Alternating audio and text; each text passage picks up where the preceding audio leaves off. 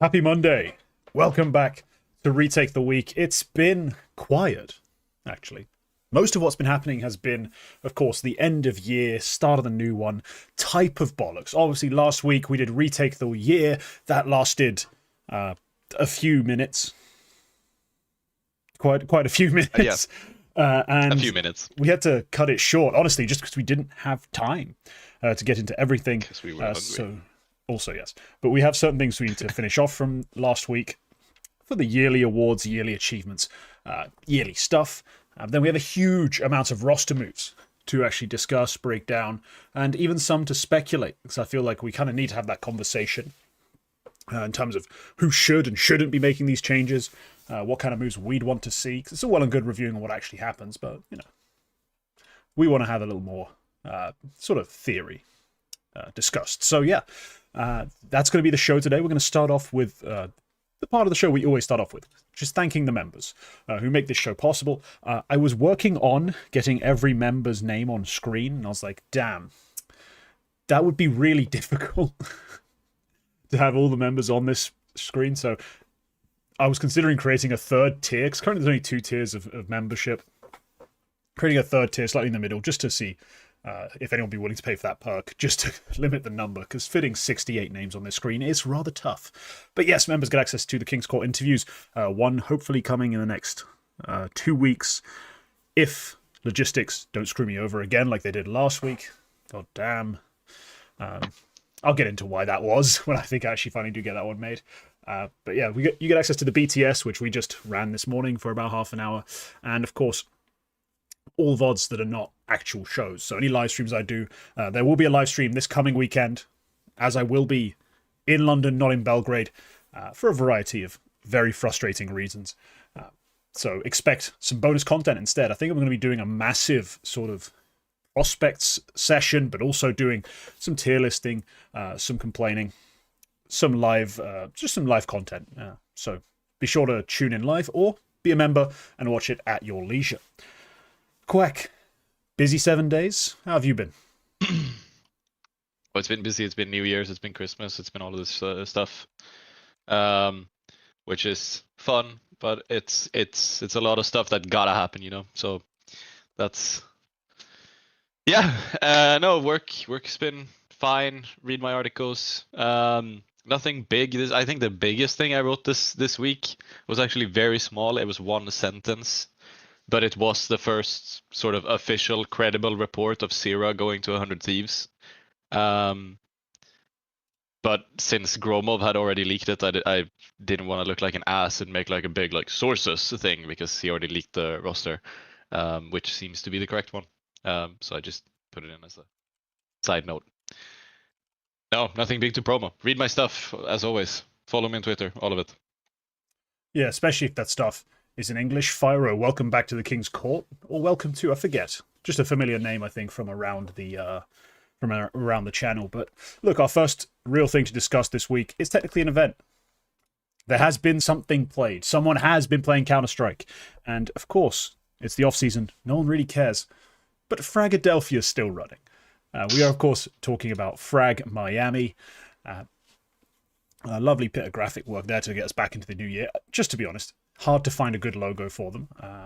It's always a mess with these small events because I couldn't even find a Liquipedia page for this. I think I must have looked in the wrong place because I know I found it last week. I just couldn't find it this morning when I was making this whole nightmare. So yeah, Frag Miami has concluded. It has wrapped up with our champions being slightly unexpected. Quack, I didn't know if you saw this coming. I saw who was in attendance and thought, damn, we're certainly going to have some, what's it called? Some upsets. Maybe a few teams we're not expecting to be in the playoffs will be in playoffs, something like that. But instead, we got a big one. NRG champions of Frag Miami coming into this event with Gamer Legion with a new M80. Bit of a shock. Yeah, like yeah, I feel like Energy were almost in a way weakened by this off season, having like replacing Exotic with OC. OC not somebody he's experienced and all, but it's not somebody I particularly rate. And Exotic, Yeah, it's kind of the same thing, but the opposite. It's he's the flip side. He's inexperienced, but he had those high highs. So maybe he wasn't expecting them to do this well. But it is also like the field here is also not the best in terms of it's kind of a run-of-the-mill frag field. So they played 9 in the final, who were recently weakened by Fuzi being bought out on quite a short notice. Yeah. Which was a surprise to them, I imagine, and probably something which happened very quickly. They were planning on playing this event with Fuzi 100%. M80 as well with Jeba. I mean, look, Jeba, cool signing. There's one thing we know that he doesn't do very well, and it's perform on LAN. I did not expect this one to be a problem, right? He underperformed playing against FaZe was wild card. But this event, these lights could not have been that bright. Come on. Yeah, no. The new wild card, which is a bit of a weaker wild card, seemingly with no IGL. Seemingly they more or less said it. And Gamer Legion also hampered by the fact that PR couldn't show up, so they had to bring ZTR back briefly into the roster. Double IGL setup with Snacks and ZTR. It's just not optimized for firepower. No, twice the brain power, but yeah, it's not. It wasn't huge. So in that sense, it's an event they can win, and they did win. It's not much more to add to that. Yeah, I think it's interesting, but it's a strong win. It's a strong win, and it puts them into IEM Krakow. Yeah, that's the big part of this. It's the Krakow qualification, but also for M80, I think it's just a big disappointment. Like you talk about NRG, this is an event they can win, and I agree. You're right. I honestly more phrase it as it's an event where they can make the final. Gamer Legion in the semi-final it's a bit of a paper tiger, and honestly, that paper doesn't extend much further than the logo because currently the roster they're fielding is it's pretty terrible. There seems to be no floor low enough for Hypex. Snacks and ZTR, neither one is a particularly great fragger, and honestly, I don't buy into much of the theoretical brainpower gain. So it's Rez and Towson. Like, that's what you're going into this event with. It's not brilliant. But yeah, they do get kind of creamed by NRG. Not what we expect to see at all. But M80, M80 for them, this is for them a winnable event. This is not an event where I can see them making the final. This is M80's event to win. Like, they've made a change, sure. They replaced Hext with Jaba. You haven't completely dismantled the core of what makes this team tick and makes this team win, especially in domestic competition. Domestic competition, Swish as an animal, slacks farms. You have the brainpower advantage 100-fold in almost every matchup you go into. Now, sure, you can argue against 9 that maybe they don't have that edge against Rals and Berry, but you should have the firepower locked down. Shield, who's standing in for 9, is far from an impressive sort of AWPer to go up against. He's been a famous DPR farmer for years now in Tier 2, Tier 3. He's not really been a rising prodigy. They hadn't brought in Grix, right? This is not a force to be reckoned with. So I was a bit concerned seeing them lose like that. Like, that's just a massive underperformance from this team. So Lake flopped in that game. Jaba flopped in that game. All in all, a poor performance for M80. And hey, maybe some karma. Maybe Hext should have gotten a long contract. Maybe Hext should have been kept along. Maybe the gods agreed with honestly a large amount of the community who having seen Hext play this last year, were big fans. I don't know about you, Quack, but for me, like, Hext was a revelation almost. Like, in terms of playing new roles, in terms of being really impactful in them, he was actually impressive. Yeah, we had. I think we talked about this last week quite a bit as well, where it was surprising that they made this change, not necessarily an upgrade, and especially with Jaba, with Jaba in particular coming in, is like, I maybe personally don't even consider that to be an upgrade, because Hext was great. He was fine. Like, he was very good. He was clutch. That's the one thing I always gave him a lot of credit for. Like, he was so clutch for this team, and that's that's all well and good. People are like, he's clutch. He can win a few clutches. The other team makes mistakes. No, but this is a team that didn't have many win conditions against the best teams in the world. Like, you're not supposed to go into a series with like the likes of Navi and have a chance of really winning. They're supposed to be better than you at all 3 stages, at all 3 parts of the game. The opening, the closing, the calling. They're supposed to have all 3 on you. But thanks to the clutch factor he brought, thanks to honestly, a lot of the team did step up in clutches, but specifically Hexed. The fact that he was so Yeah. good when pressured in his bomb sites, the fact that he was so like resilient under the bright lights, that specific quality is what they lose when Jaber comes in. In the future, let's say in a year's time, Jaber, if he gets over that aspect, continues developing the way he has been in terms of his individual abilities, he'll surpass Hext and then some, right? That's not really a bone of contention for me. I agree, Jaber might be the more talented individual. It's just that right now, in the immediate present, you have gotten a lot less clutch. And that really came back to bite. Yeah. That's not a particularly big event. No, it's one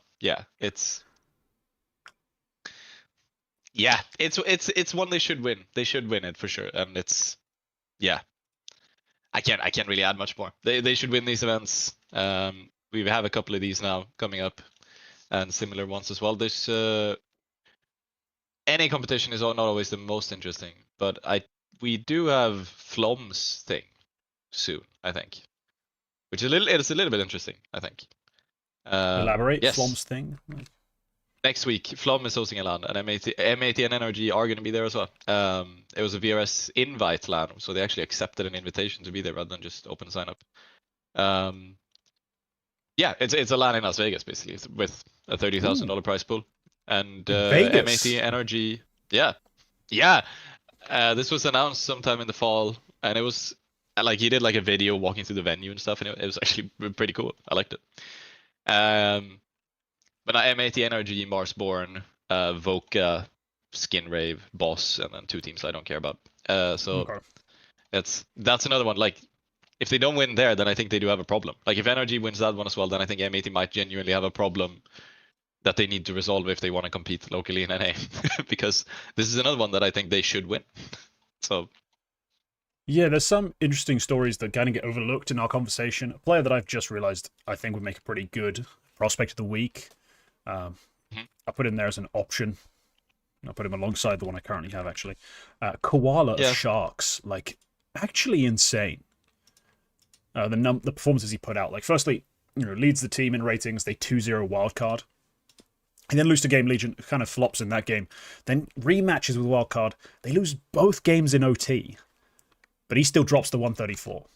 And, as a rifler who is not necessarily very aggressive, like he's not leading the team in opening attempts. He's more of a trading, closing type of rifler. That's something I'm really excited for, because I don't see too many young players with that kind of profile. I always bring them up. I always talk about them when they do pop up. On T side, his rating is opening rating by HLTV is a 77. That's just because of efficiency. It's not because of a great volume of attempts of anything. It is purely on just him hitting the shots. But CT side's clutch as hell. I think Koala's a player to be kind of excited by, just because of the profile he has, and despite missing playoffs, the impact he actually had on this event. Yeah. Sharks, when they show up, they always show up to Frag for some reason. They decide to always go to these, but they always impress me. They actually always impress me. They always impress me by slightly overperforming where I think they should be in a way. But they, in this case, they had a pretty tough group. Wildcard and Game Legion. Wildcard is sort of the deciding. We didn't really know what they were going up against when going into the event. But Sharks are like a pretty good team in my opinion in this level of play, in this kind of this kind of event. And Koala is the standout guy. I've seen him before pop up on these stat sheets. I've seen him talked about as well, where he's somebody who could be really interesting. And Sharks do create interesting players. I don't know if I can't I don't know if there's even a coach or an IGL sort of overlap between these different kinds of players, but we've seen a lot of good players come out of Sharks. I'm pretty sure Lukowski at one point came out of Sharks. Yeah, Lukowski, Zevi. Yeah, I think Nissim was on this team. as well. Nissim was. He was in contract jail by them as well. That was horrible. Yeah, he was on pain and played a great major. while on I believe he was on Sharks. He was loaned to Pain. He played a great major with Pain, and then like he was excellent. I think they wanted to keep him. Sharks like didn't agree on selling him, as far as I know. So as far as I can remember, that was the case, and it's just it's a whole thing. But they do produce great players. Like a lot of good players, a lot of good Brazilian and South American players have a background in Sharks, Yeah, and I so think them going to America playing these kind of events is a big part in that. yeah, so So Koala, yeah. so if we're talking overlap, we're talking coaches, IGLs. Knack was the original IGL for Sharks when they enter the game. So Knack being the 1.6 legend of MIBR fame. He played with bloody hell, what's his name? The Fallen before Fallen, who was actually one of the best players in the world, not just hyped as one, as well as an IGL. Lord, I'm going to kick myself when I can't remember it. But anyway, he was IGL for like about a year and a half, 2 years. But since the start, Kogu, thank you, Heseltine, Jesus. Kochi, I was Kogu, right? Shit. Portuguese coach Kochi has been coaching them since then. Like, it hasn't changed. So if you want to give anyone any credit, a combination of Knack originally like forming, I guess, the team's culture and approach, if I had to guess, like Knack and Kochi working together. But since then, just Kochi the coach, which is a great nickname. It is. But yeah, like Mayer, when he made his transfer to MIBR, at that point he was looking really great when he joined MIBR, and it was a legitimate, like, exciting, young hot player signing. He came from Sharks. That was from Sharks. Exit at one point played here as well for a long time before he went to MIBR. Not saying he turned out into some amazing talent, but he this is where he was playing. Lucan has been playing here. Lukowski, as we said, ZV as well. When he went to Pain, again, remember how great that was when ZV was playing on Pain. He was in Sharks. He came from Sharks, so it's a good place for a player like Koala to be, and it's a good place to be discovered. And an event like this, I assume, like when Koala inevitably gets picked up by somebody else for a ridiculous Brazilian buyout, an event like this is probably where they might look. Yeah, past 6 months, Koala on LAN. It's played a lot of little LANs like Frags, Circuit, Retakes. They won some really hard to pronounce Brazilian LAN as well, but top 4 at Roman Imperium as well for Sharks. He's dropping a 118 rating, 0.74 KPR. A lot of it comes from clutching stats. He's got a 0.05 clutch points per round on LAN.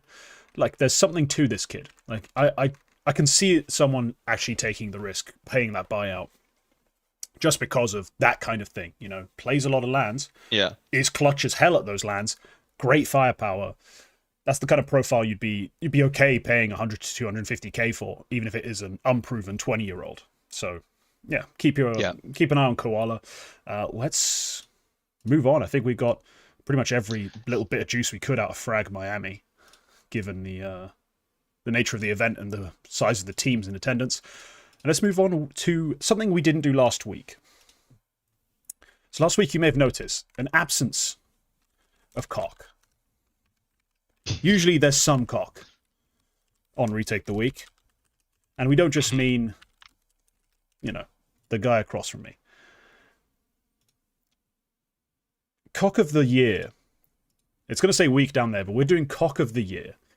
It wasn't a very hard-fought award. Now, this is purely awarded by you, Quack, but it's not like we had to go back and forth. It's not like you sent me a bunch of options. Like, what do you think about this guy? Maybe this guy. No, there wasn't much. You locked yourself into one pick and one pick only pretty much immediately. And I have to say, I understand why you went there so soon and so swiftly.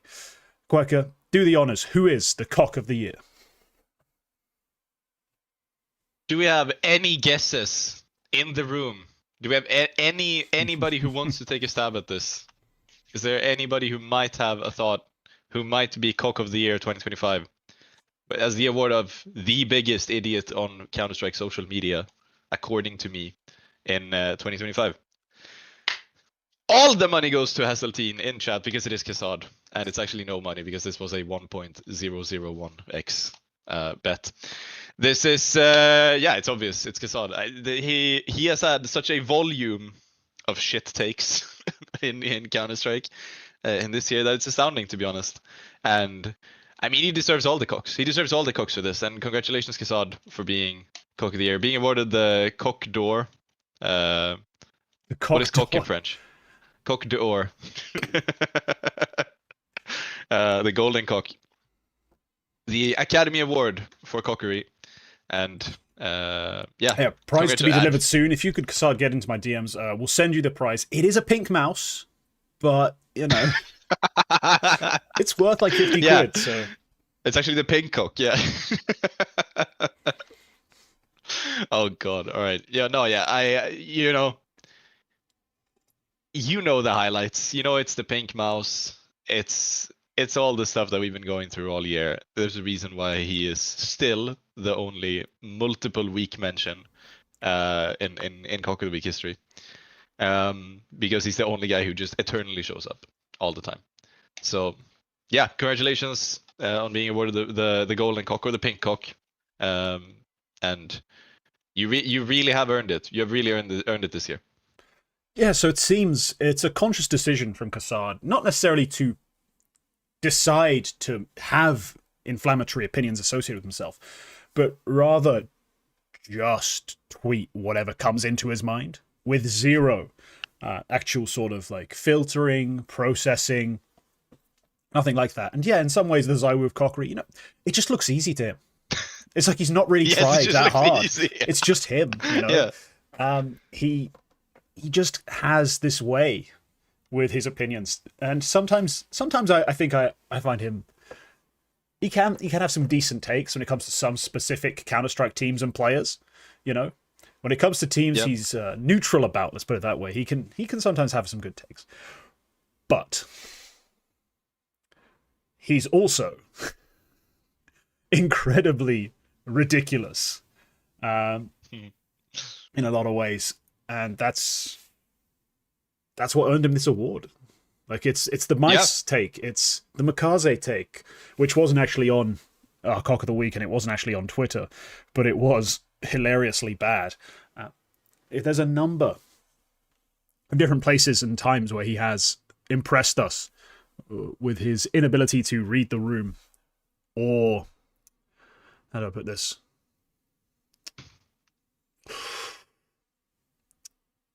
It's not so much about being politically correct, because we're incorrect all the damn time on this show and on Twitter, left, right, and center. It's more about just not being a twat.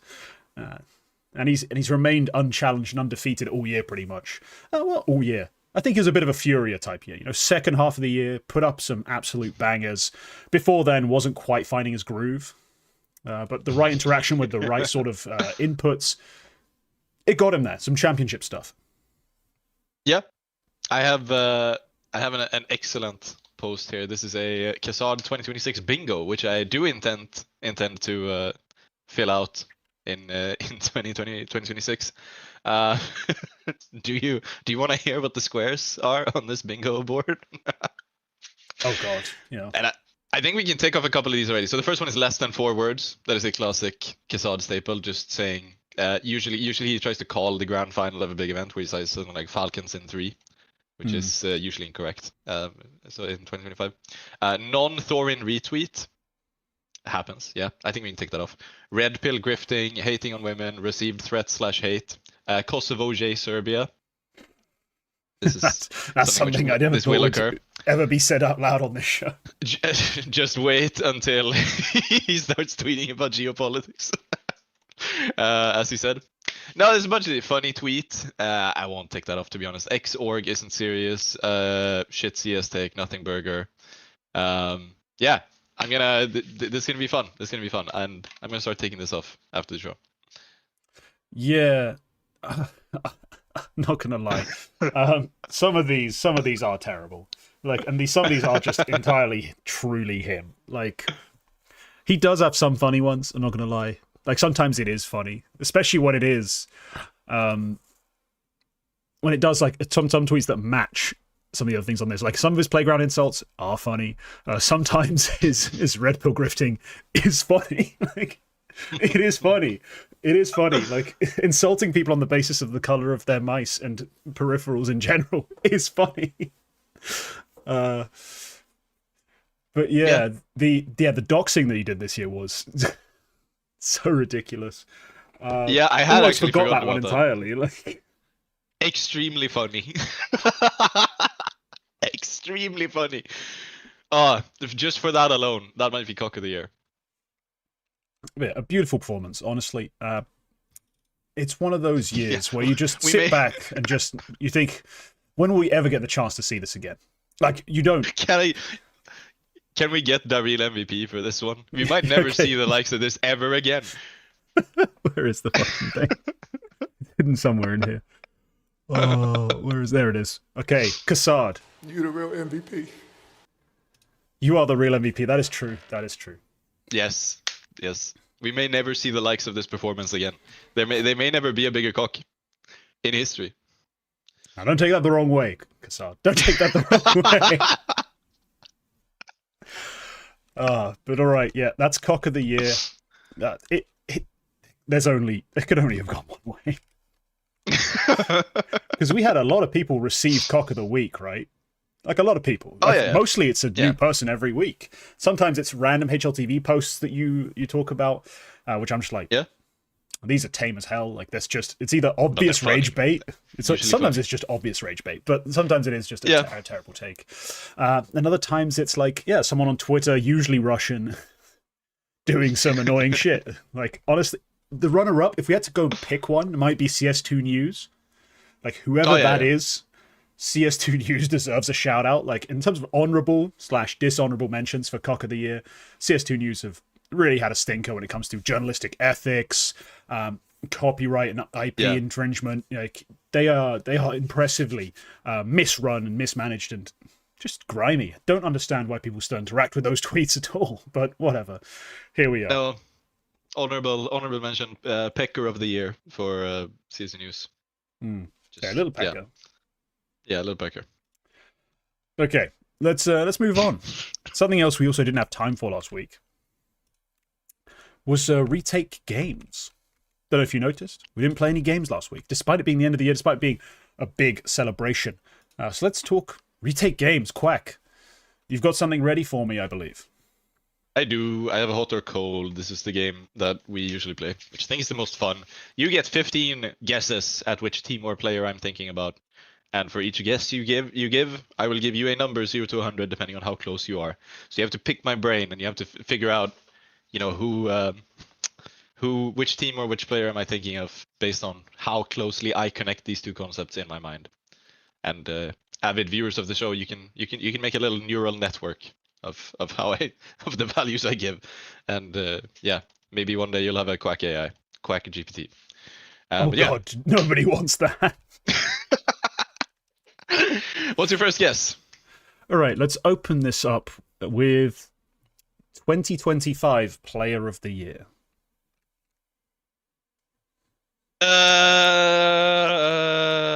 This is hard to judge. I'd say 32.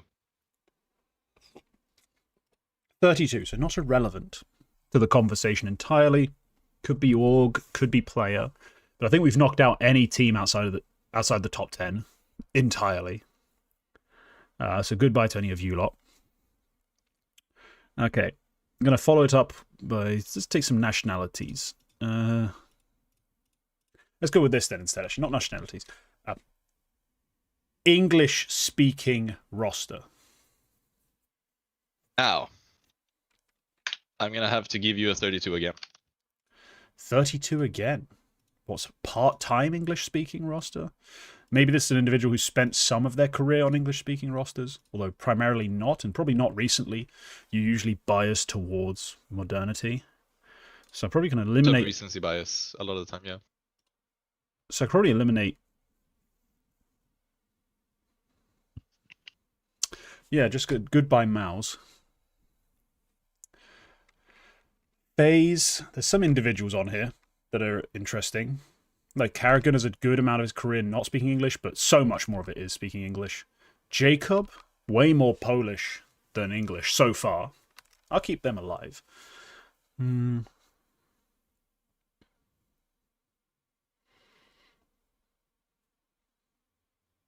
don't think there's anyone really on... Oh, Vitality, actually Apex. Apex, Zywoo, maybe they have spent enough time not speaking English that they're valid. Okay, let's say major finalist 2025. Yeah. Like 86. 86. 88, 80, 90 even, yeah. 90. So this was a major finalist in 2026. This team or this player. Oh, So 2026 or 25? 25, sorry. Yeah, I heard. Yeah.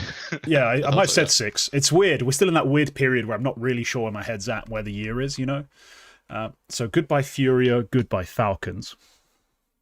Fays are alive. Mongols are unfortunately alive. Navi, goodbye. Spirit, goodbye. G2, goodbye. Aurora, goodbye. Don't know why you're all still open. Okay. Okay, French.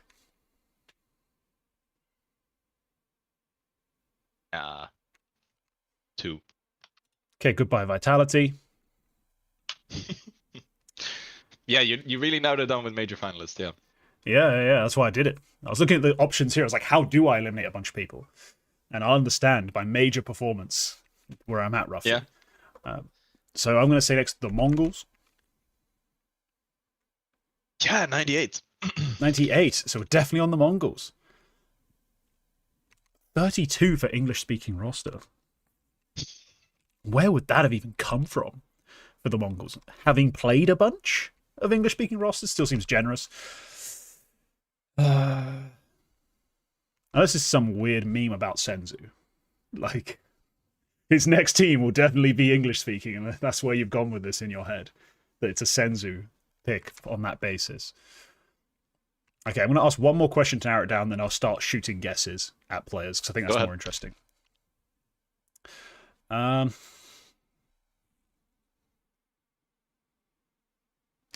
me take a look at a picture of Senzu quickly. I need to see how long his hair is. Fucking hell. Okay, let's go. Yeah, because no one here's played in an international team as far as I'm aware. Maybe I've mistracked someone's career, but I doubt it. Yeah, okay. Let's go with Ponytail.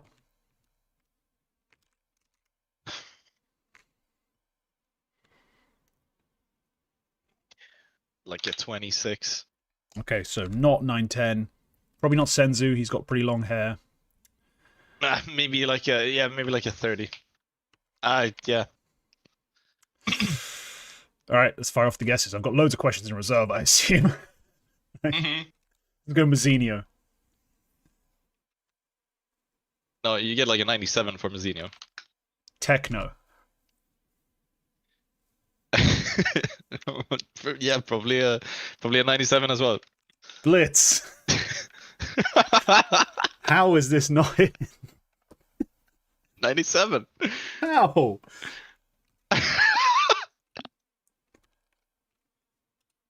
Have I missed something? Has 910 had a haircut?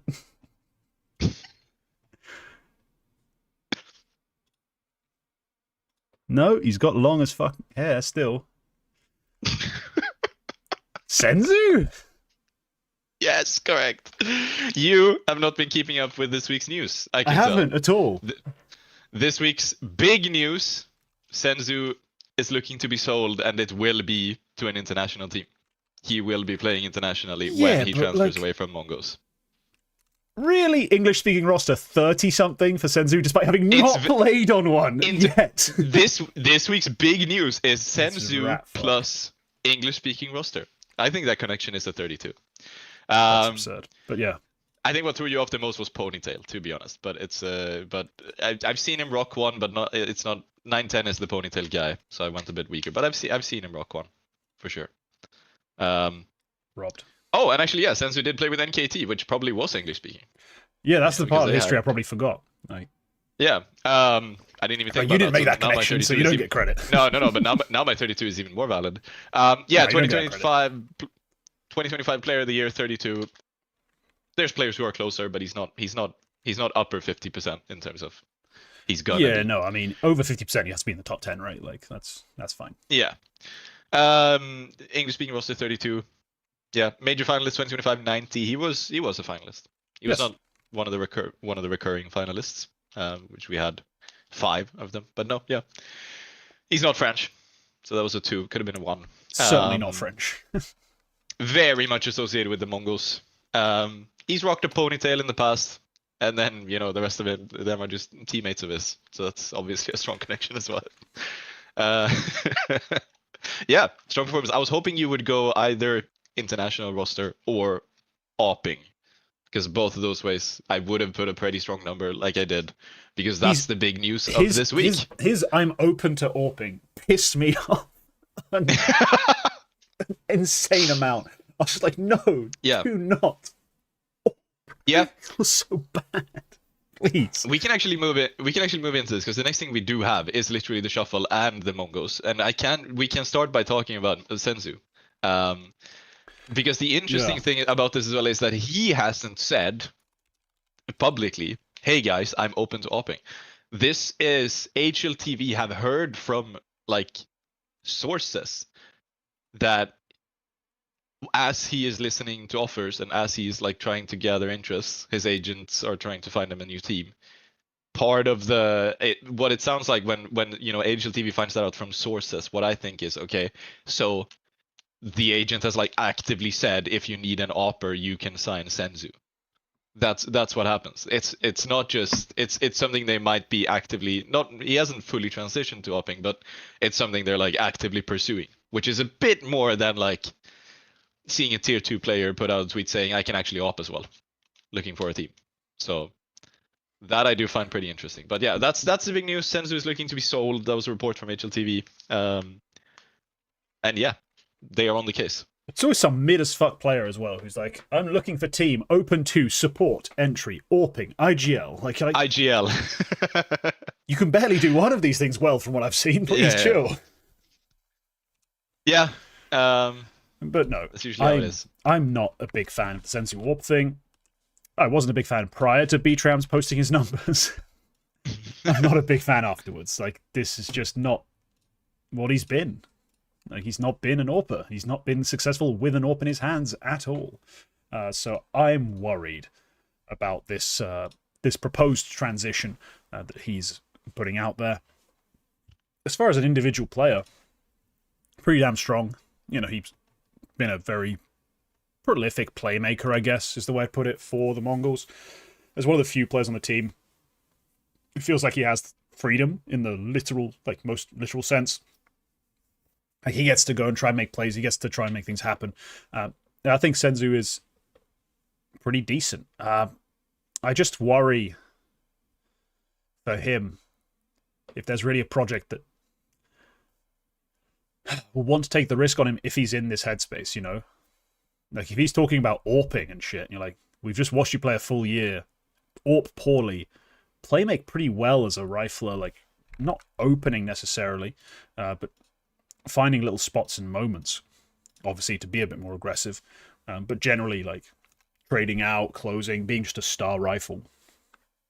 Like, what's going on? What happened? I'd also have questions about what happened behind the scenes. Like, why was he made available? Like, there's so many weird things about this Senzu situation that I'm really concerned as an external observer, and I would be as a GM as well.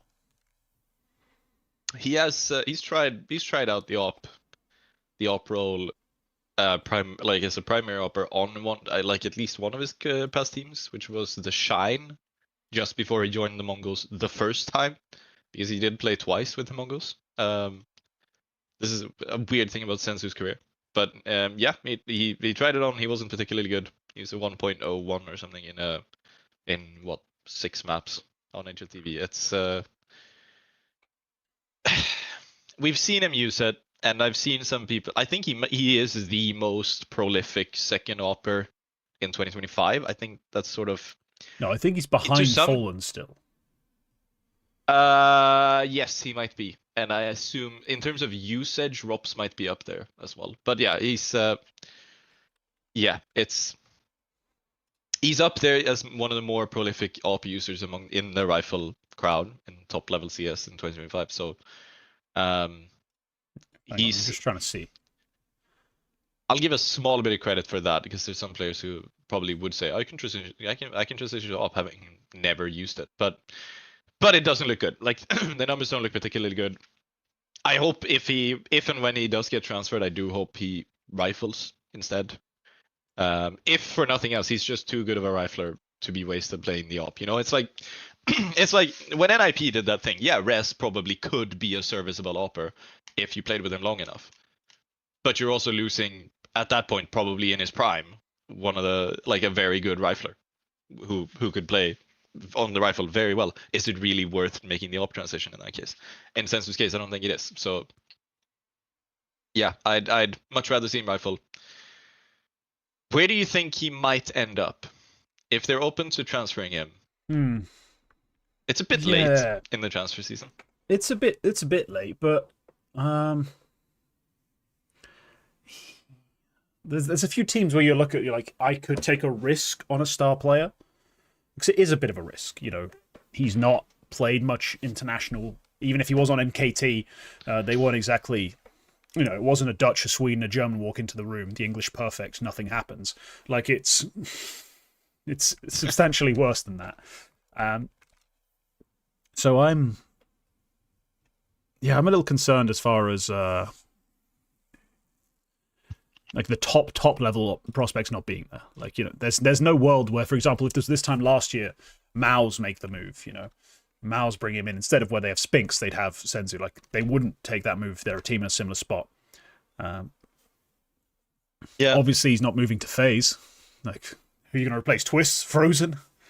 You know, they're my number 6 and number 8, I think, in my top 20. HLTV have them 11 and 8 or 11 and 7, something like that. It seems like you're not touching either one of those guys. Aurora obviously aren't going international.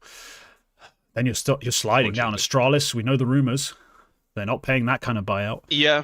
I sort of land on like maybe G2, otherwise tier 2. Maybe like, G2, but he has to come in for...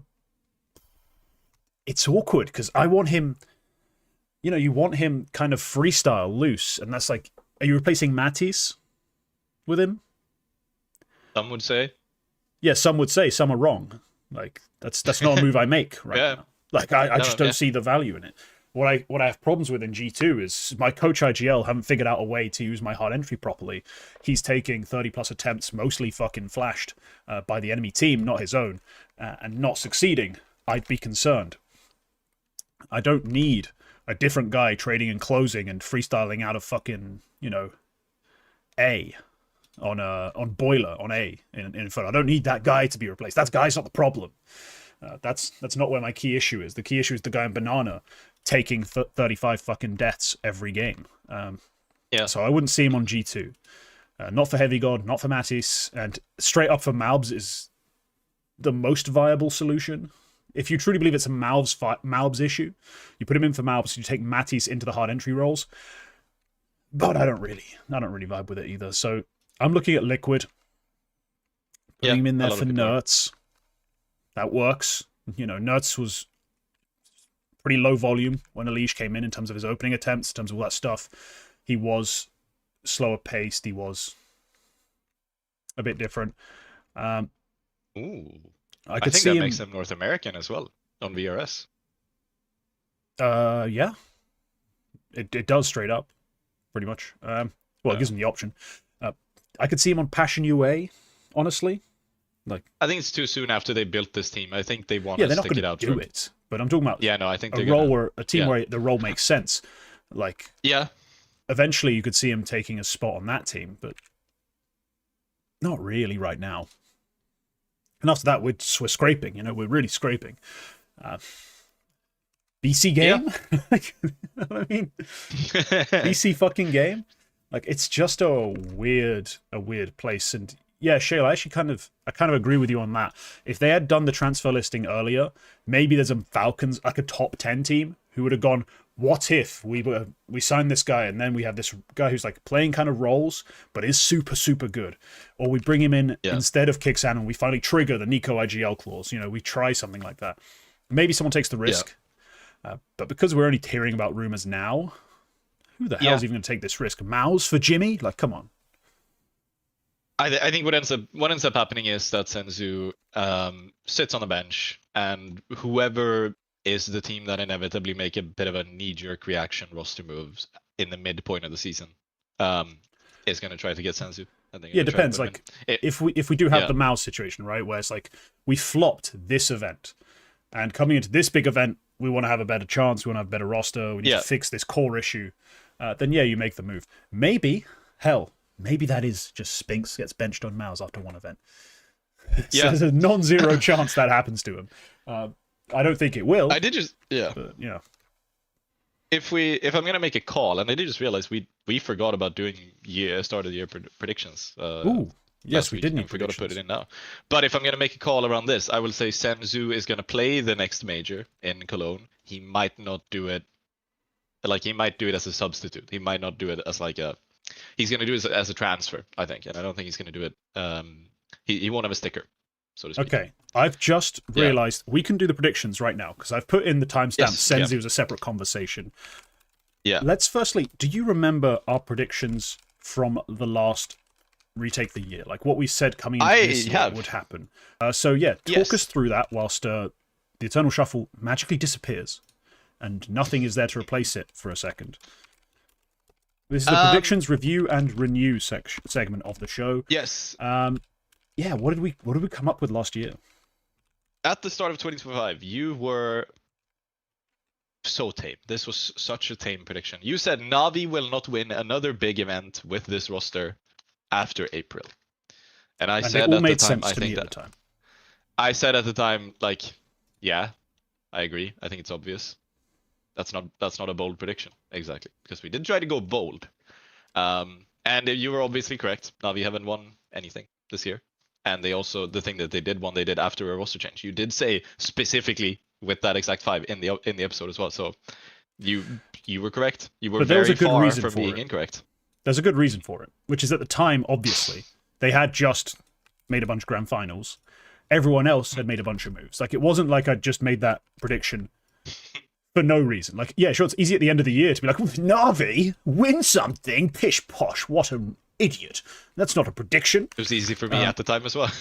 Yes, but yeah, that's fine. The scene in general, no. So yes, I thought it was a pretty valid hot take to have because yes, we saw at the start of the year, fucking Falcons won an event with Dexter because no one was in attendance to compete with them. So that was exactly the kind of thing I was worried about would happen for Navi. And that's why the conditions had to be set. And yeah, they do end up winning Star Series. I also said big event, I think, which, yeah, wouldn't have mattered for that anyway. But yeah, end up being very correct. It felt tame at the end of the year.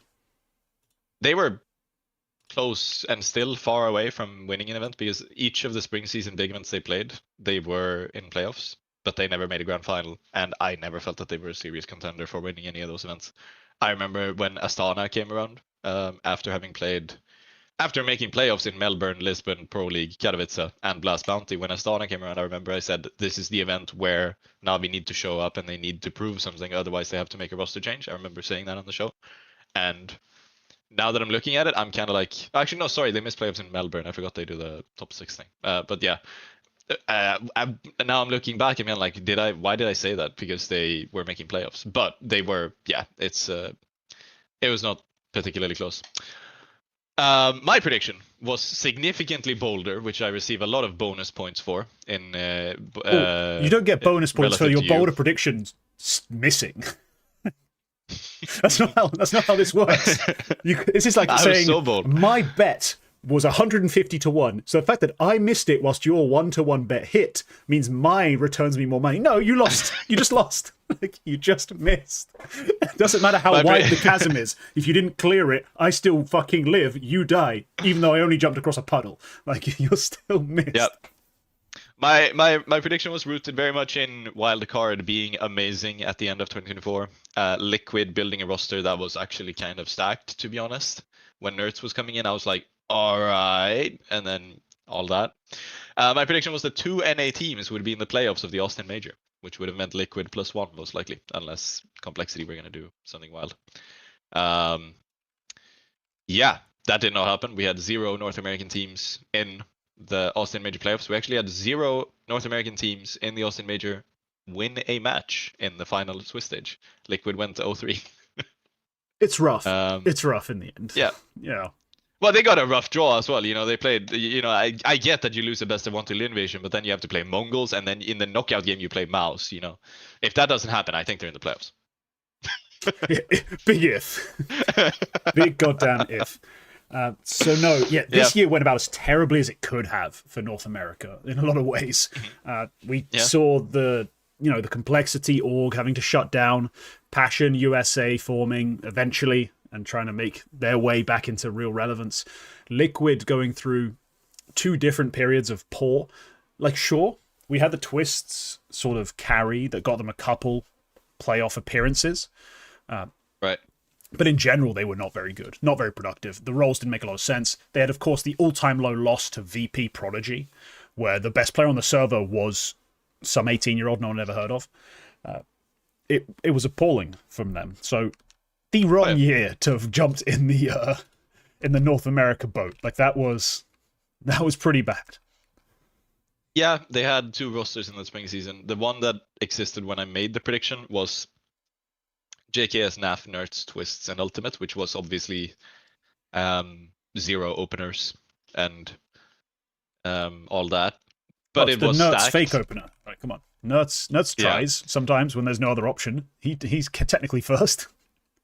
It was stacked as hell, to be honest. It's just that it doesn't work. And NAF was in his big slump. And then when they replaced JKS with Shui, well, nothing changed except for Nerds becoming significantly worse, despite the fact that they now have a proper opener. Yeah. Despite the hard entry appearing, they still suck. Like, from January to June, at the end of June this year, Nerds took 31% of their T-side openers. He did a 50-50 success rate, which isn't that bad considering, T-side openers at that sort of rate typically struggle very hard.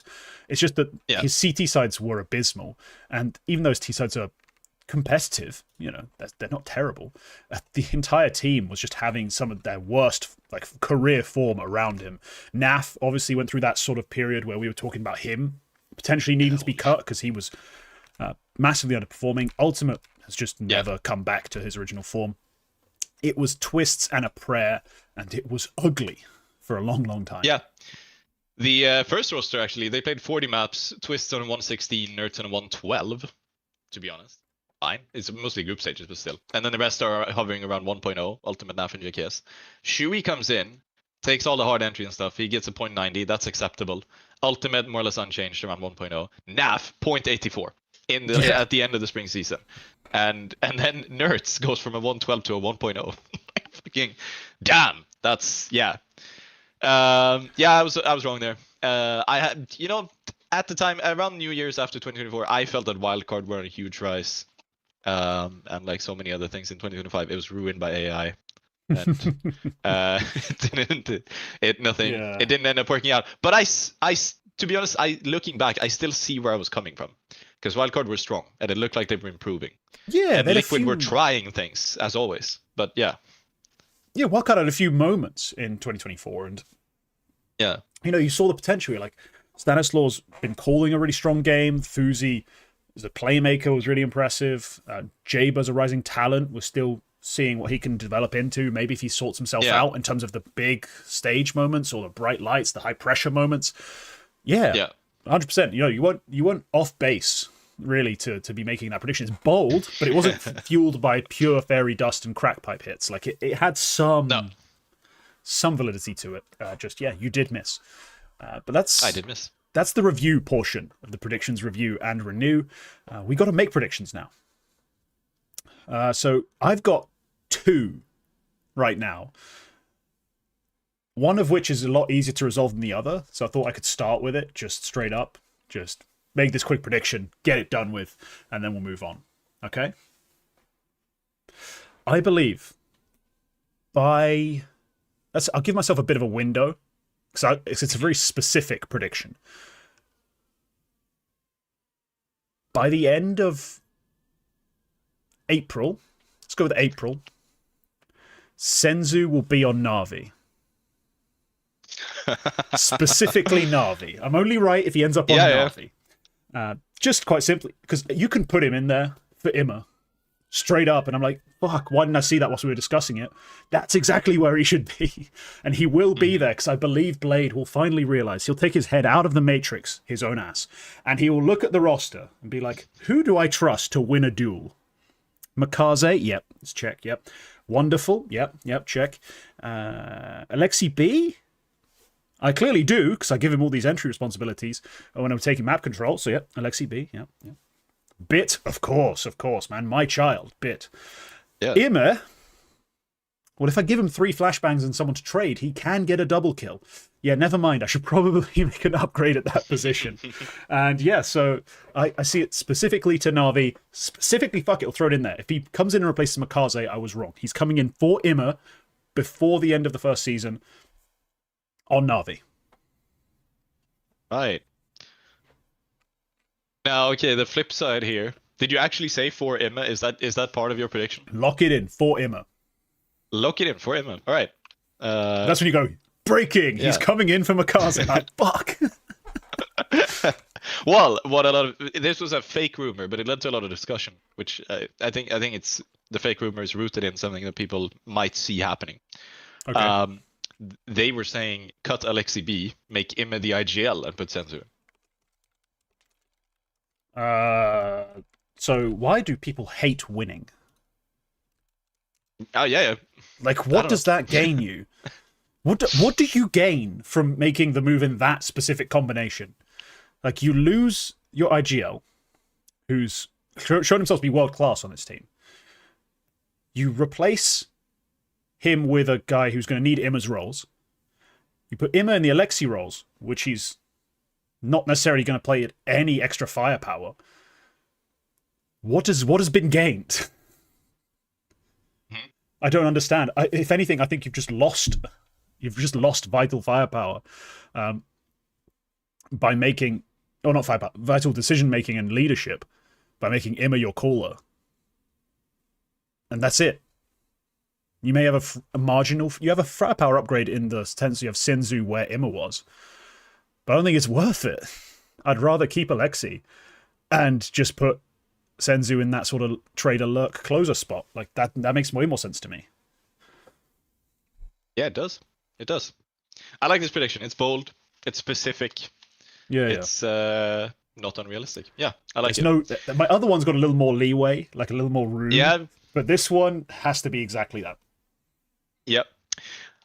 I have actually gone bold. I'm taking a page out of your card, but or out of your book, but this time it's actually bold.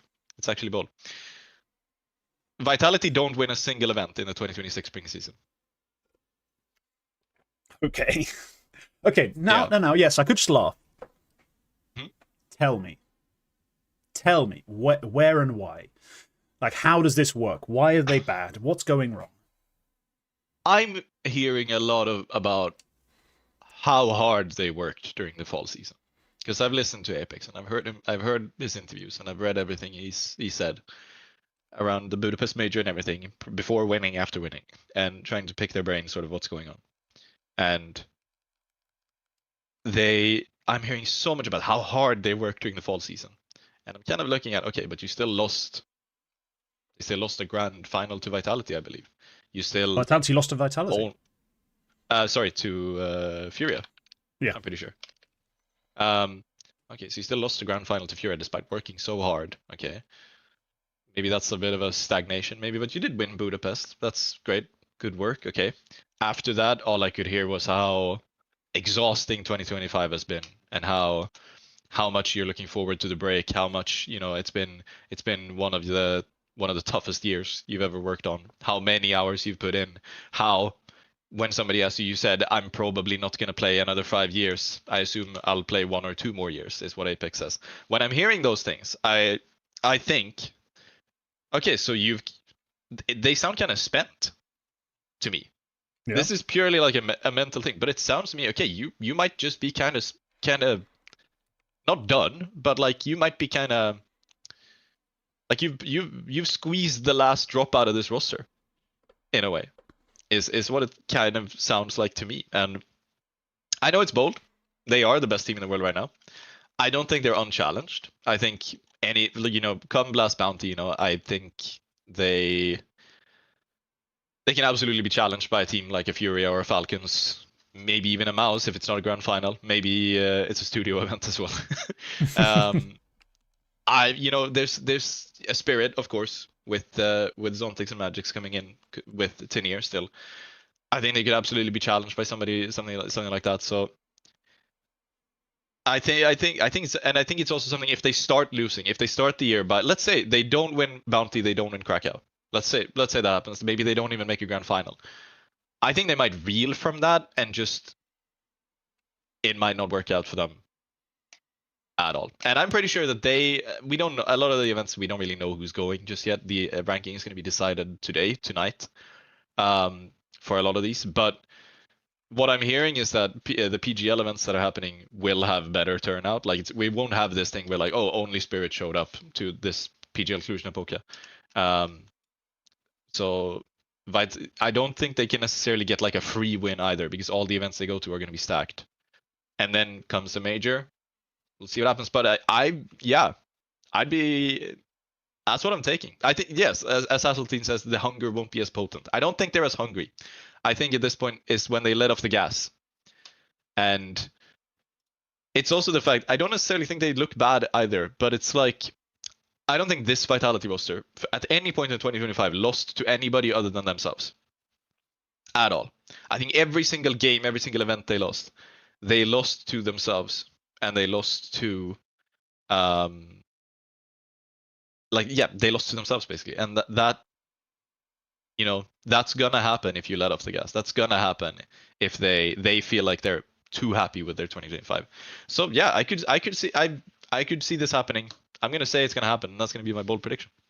Okay.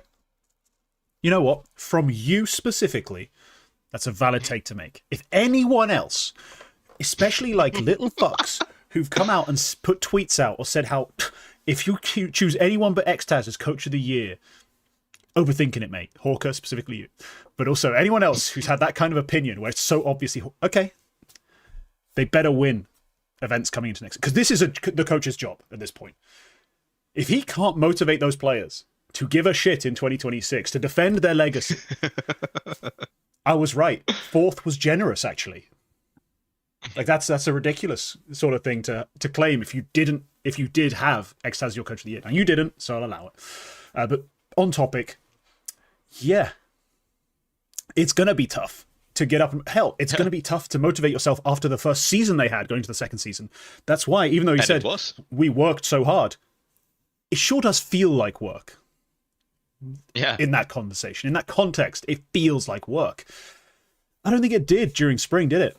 Like you had one work event, like one like little trialing period, like one difficulty at the start of Blast Bounty, integrating ROPS. The train looked awkward. The gameplay wasn't quite there. Like you were really forcing the ball into ROPS' hands, as it were, but it wasn't quite working out. It wasn't quite right. The balance wasn't there. Then you entered like a flow state. And whilst you were, I'm sure, actually putting in a lot of hours, it didn't feel like work until you'd done it all. You'd grand slammed, you'd fucking won the major, you're like, oh, let's go party, let's go celebrate, let's go see my wife and kids, let's go do whatever, like, as a team. Coming to the next season, yeah, then it's difficult. Yes. Coming into next year, there's a few pressure points you can poke if you are the coach. Like, you can still be like looking at Zhou, and Zhou's like not the number one player in the world. He's going to be aware of those doubts, but you can play on those a bit. You can find a way to motivate him. I mean, ROPS. Yeah. ROPS is the hardest one for me to motivate, I'm going to be honest. Not only because he's so unemotional and so stoic 90% of the time, it also doesn't help that when you go on his HLTV profile, with Vitality, he's already matched his trophy output from FaZe. So it took him 4 years to reach a scroll bar on HLTV for mouz. It took him 2 years with FaZe. It took him 1 year with Vitality. To the point where he's scrollable on his fucking trophy cabinet. Like, he's actually absurd. It'd be really hard for me to find a way to motivate him, but for everyone else, yeah, look, Mezzy, you want to be a Hall of Famer? We need to do that again. We need to do, like, you don't have Player of the Year titles, 17 MVPs. You don't have that sort of protracted era of greatness. Like, I motivate these players still and get another set of trophies out of them. Apex as well, just piss him off. Like, I'm sure there's a way to just like poke at him, just piss him off a bit. Like, there will be ways to find motivation for these players. And in terms of everything else, in theory, on paper, they should win an event or two. I think it's a good take, though. Like, that's a pretty good take, pretty good hot take. I can't wait to see if it comes to reality, like what that looks like. It would be even funnier if they immediately go out and win bounty. Like, just straight out of the gate. Everyone else is still figuring themselves out. They just play the exact same CS as last year and just win bounty. That'd be interesting. But look, there are teams that won't have made changes. There are teams that will come in with a little more desire, like Furia, bombed the major, got roasted by some people, not everyone. Yeah. But they'll have heard those roasts, mostly because Thorin's responsible for half of it. They'll have something to strive for. Mouz, third, fourth, second places, they can always do better. So yeah, there are some teams that won't have changed that will have drive and hunger, and there's always the spirit problem. But I think they do win an early event. I think this one ends pretty swiftly. Yeah, like if that happens, that happens. I could see it happening. And I think you're right. There's obviously ways to make this roster hungry, and in a way, I think it's weird with competitors, and it's weird in competition is that you are always super hungry to win. Obviously, there's nobody on Vitality who I think is genuinely, like, in their heart of hearts, satisfied and doesn't want to win anymore. It is just the fact that you simultaneously, the work gets too much. You get fatigued. You get maybe it's also not more importantly, you do get a certain level of comfort. Like, there is a certain amount of like, we are winners. We don't have to prove that base fact.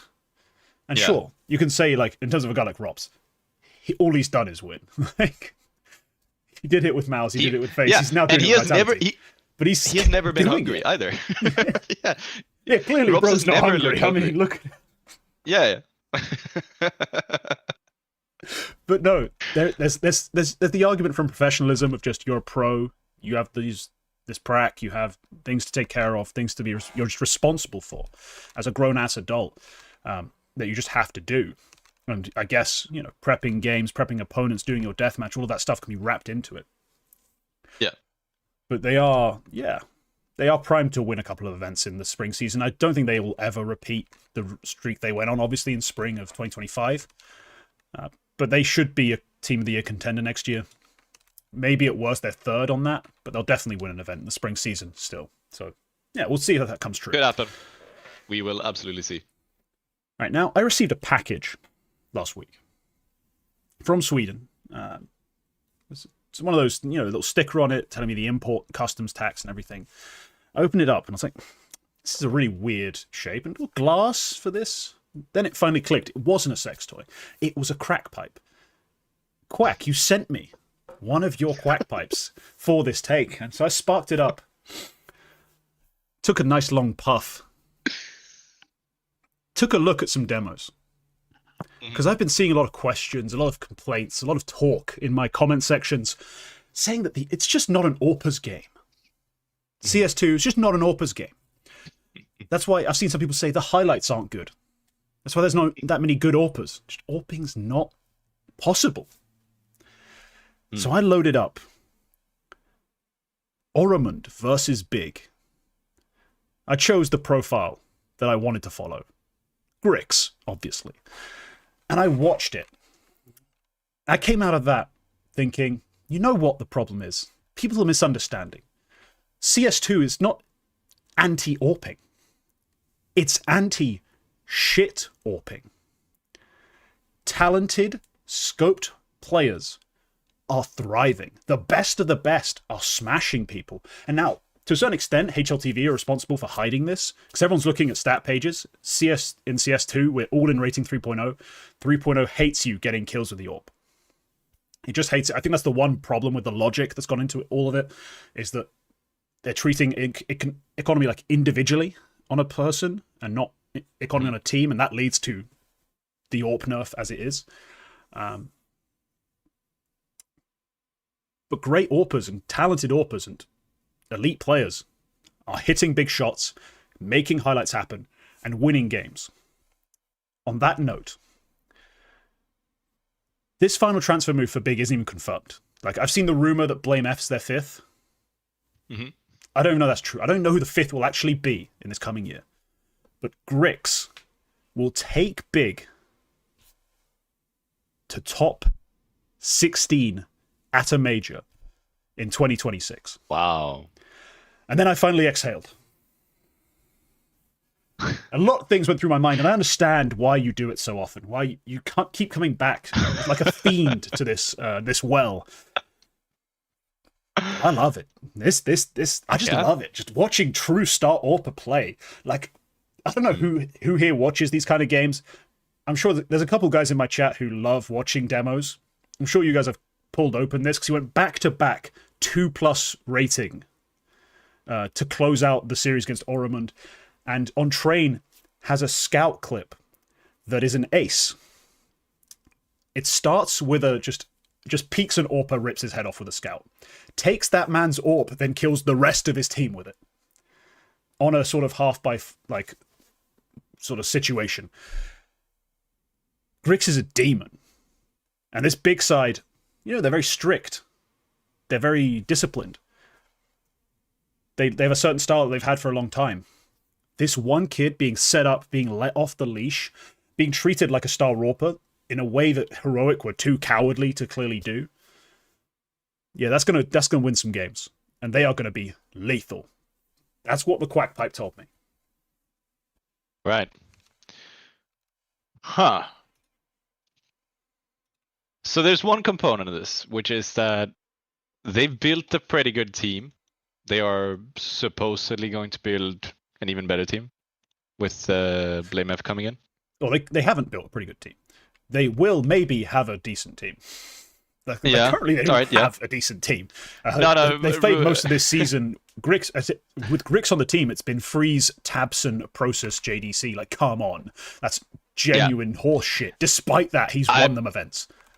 In my mind, it's already the Blame F, the Faven and Blame F roster, which is supposedly happening.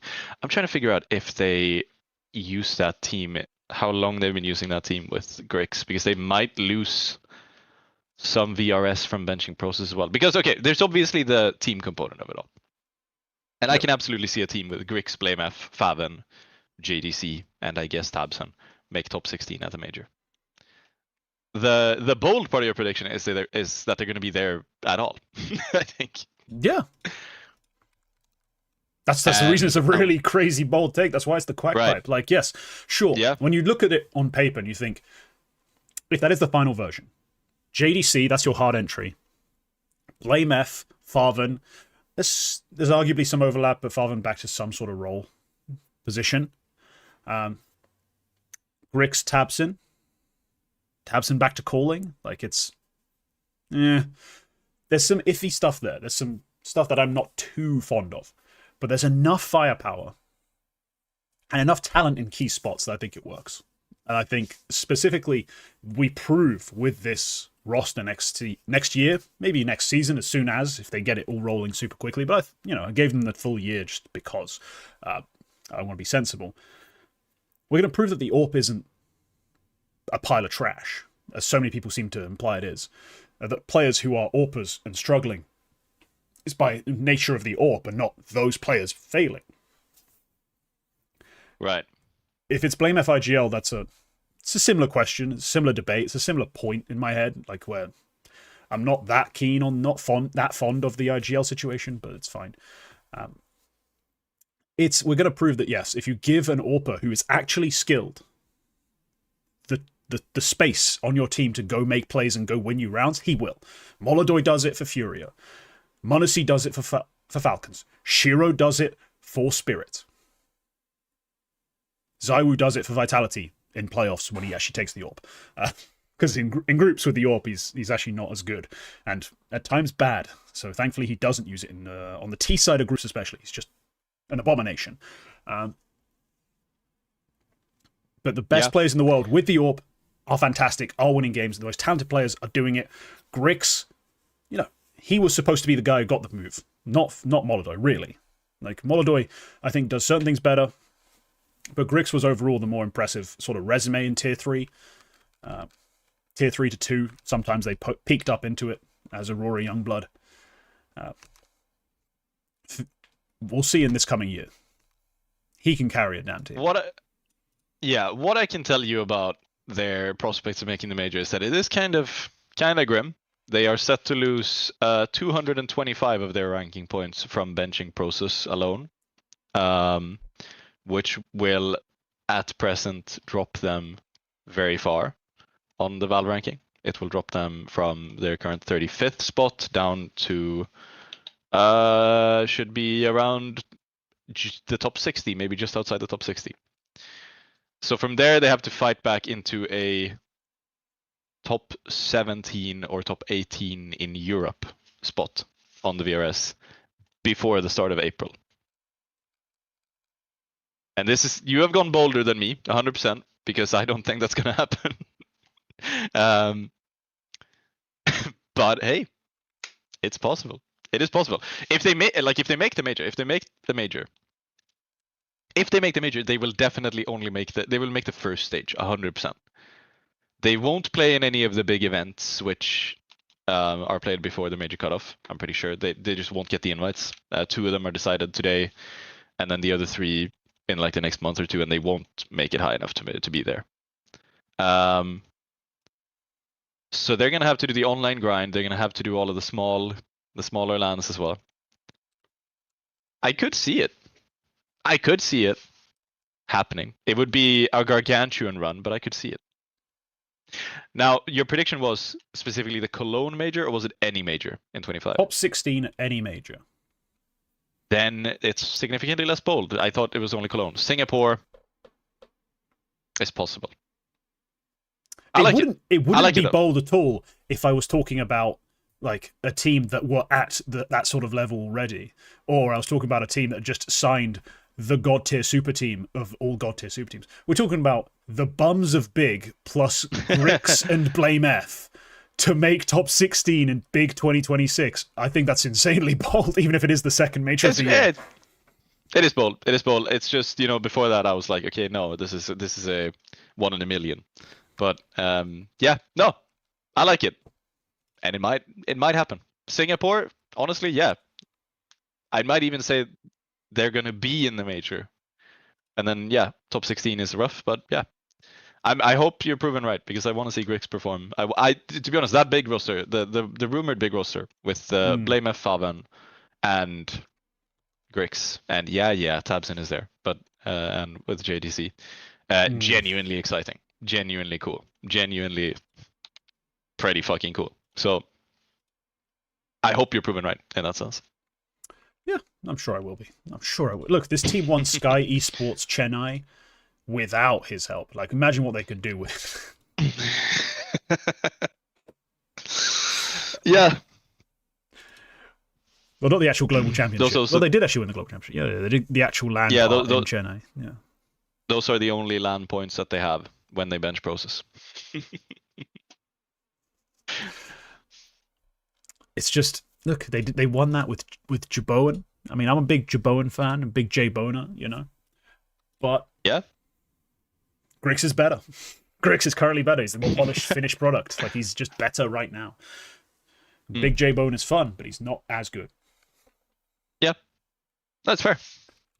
It's fair. Good prediction. I think we did good this year. I think we did good with our predictions. Yeah, I agree. Let's get into the Eternal Shuffle. Let's get back into it, because we remembered we had to do this. Yes. Let's get back into the Eternal Shuffle. We now have the actual move from the Mongols. Let's get into our regular style. Quack, what have you got for me? Let's do some grading. Senzu's gone, and the player who replaced him temporarily is also gone. It's Controllers, he is gone, and Cobra Zera is in. The only other Mongolian player anybody was realistically thinking was joining Mongols. Yeah, pretty much confirmed when Tikwak goes to the Huns, was it? Is he on that? You'd think so, yeah. It's pretty much confirmed. Well, he at technically replaced Controllers, but yeah. But no, it's more that Tikwak was like an academy player. Chinggis Warriors is where he went, sorry.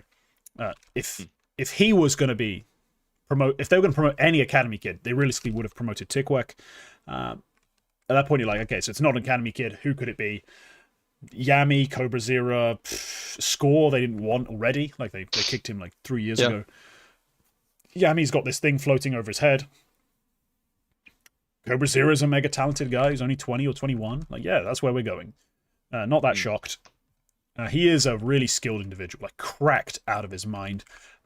Trust me, I threw this bold prediction in my fucking Discord. I could throw it in here. They'll be better with Cobra Zero in 6 months than they were with Senzu. That's how cracked I think he is. Obviously, insane take, but hey, he won't waste anyone's time second AWPing, so that will help. This guy is an absolute beast. So no, I'm as much as I roast it for being the default R move. Like, yeah, so all there really was left, given everything else. I think it's the right one. It is the right one, and I'll give them an A- for it. Yep. Can you give me a number? At which ranking do you think they stay afloat at in 2026 with him? Well, what's their like consistent ranking across the year? Yeah, like if you're gonna say, are they gonna stay top 5? Are they gonna be like a? They're gonna be like roughly where they are right now in HLTV ranking. They're 6th right now. I think they'll stay 6th, 7th for a few months. Like, I said I'd give my runner-up coach of the year 3 months with him, and that's where they'll be sitting. Then after that, I think they begin sort of improving significantly, like giving us better performances. I think they are top 5 by September. Ooh. And they win something more impressive than fucking Thunder Pick by the end of the year. Yeah, alright, fair. Next move, Aurora have cut Jota, or it was sort of mutual. Like the rumor was he wanted out. It's always to be mutual. Honest, fuck off. It's always mutual, but he does seem to be part of this Eternal Fire rebuild as well, so it might genuinely be semi-mutual. And instead, they have also made the default move of signing the only Turkish player who has never played for Aurora in Soulfly. And yeah, it's the same move. Do we even have to talk about it? It's the same as the Mongols move. You have to make a move. There's one good Turkish player. Yeah, there's similarities, but that's just the difference is there's more than one good Mongolian player. It's just for various reasons they are clearly not being signed. Let's put it this way. Okay, how do we talk about this? Aurora now. Always get that confused. Thank you for bringing up both in the same conversation. Now I'm completely screwed in my head. But Aurora have cut a guy who was clearly a lurker, clearly a sort of big site anchor who liked to play more aggressively for just an entry. Like there's no other way to describe Soulfly other than hard entry. So their team now looks like this. A pretty forgettable IGL. An AWPer who struggles on rifles and pistols, but actually when he gets the AWP out is pretty solid. A star entry. A star playmaker / entry. Another entry. So what the fuck are we... Like, what? Is Wicardia now our closer? Is that like his role now? Is to close out rounds explicitly? Like, just numb all the aggression, all the playmaking he likes to go for in the mid and early round, just so we can fit Soulfly's instincts in? Like, it does feel like we're... there's 3 different dudes trying to make the same pizza. Like, you're going to end up with the wrong toppings, probably a hole in the dough from 3 guys trying to stretch it at the same fucking time and throwing it to each other. It's just going to be a mess. I do think this is a structural downgrade. Firepower, given that Jota wasn't giving you a whole lot, Soulfly is talented. Maybe you see some upgrades in some way, but I have to give them like a B- at best. Like I guess you don't get lower than that because there's no other Turkish option, seeing as you're staying Turkish. But there's a case to make for you getting a D, Aurora, just for your refusal to go international and try something out. Like, don't worry, lads. Like, there's no Greek players that you like accidentally sign. Like, it's cool. You can go international and keep it respectful. So, I don't know. I just don't like the combination of 3 entries. Like, I just don't think it makes a lot of sense. No, this is... I'll be surprised if Soulfly works out much better than Jota did. They're both talented, good players who...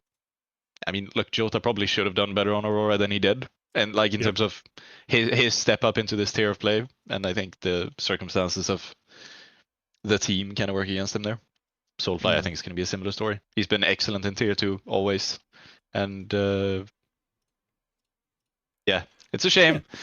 I hope I'm proven wrong. Maybe maybe they'll be excellent. Maybe there was something else which wasn't clicking, and now it's going to work out. But no. Yeah, if Soulfly transports his like firepower 1-for-1 Yeah. into this team, because currently he's got for 2025, Soulfly played pure tier 2, pure tier 3 type online events, but he had 86 firepower. Like if he brings that to the table to go with Cardia's 87, Zantara's is 91. Yeah, they're gonna fluke a fucking grand final or two. You know what I mean? I just don't think it's realistic to have that happen. Johto wasn't able to bring the same juice into the team, so I don't see why I should suddenly believe Soulfly will be able to, given the more awkward role situation. Indeed. Astralis have confirmed Device and Magisk are leaving the team. Stown is not coming back. They are going international. The report of who is joining is Fuzi and Ryu. Yeah. Could be fun. Yeah, they just immediately got better at the AWP position, which is so silly to say given that Fuzi has barely any tier 1 like exposure in the last year. Like, yeah. And even when he was playing at tier 1, he was a bit all over the shop in terms of actual rating, but he was a playmaker. You know, he had impact, he was clutch. He was fun, you know, those Tech 9 rounds, those crazy AWP rounds. Like, he had some moments. Given that Device just is disappointed more and more as 2025 gone on, I'm okay with that part of the move. Magisk out, Ryu in is... I'm okay with it.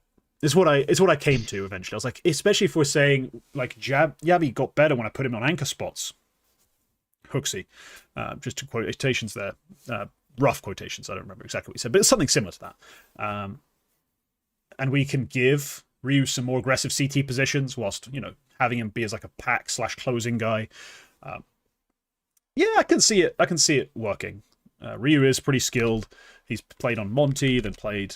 Had some key games with Lithuania, I think, when he played with Lithuania last year. Like they had an okay run and an okay little event. It's a firepower increase at the rifle position. I think it'll be a firepower increase at the AWP position too. Let's give it a B+. Like, you could have done better. Mm-hmm. It's a shame you have no money, but you could have done better. It's just decent. Yeah, I feel bad for 9. Just for the second time in less than a year's time, they get Fuzi on the team and they have him ripped away within a month. Yeah. Poor guy just can never play for 9. But yeah, he's supposedly heading to Astralis. I mean, look, if that sources say Astralis have set Fuzi in their sights when we already know he has been bought out by somebody, that means he's going to Astralis. I can't remember what the source was for Ryu, but yeah, it's oh yeah, that was also HLTV. Then I trust it. It should be slam dunk. Fuzi for Device. Interestingly, kind of a reverse knock. He has now replaced Device twice in the opposition in his career. But hey, no, he's great. He's great. I love that move for him, to be honest.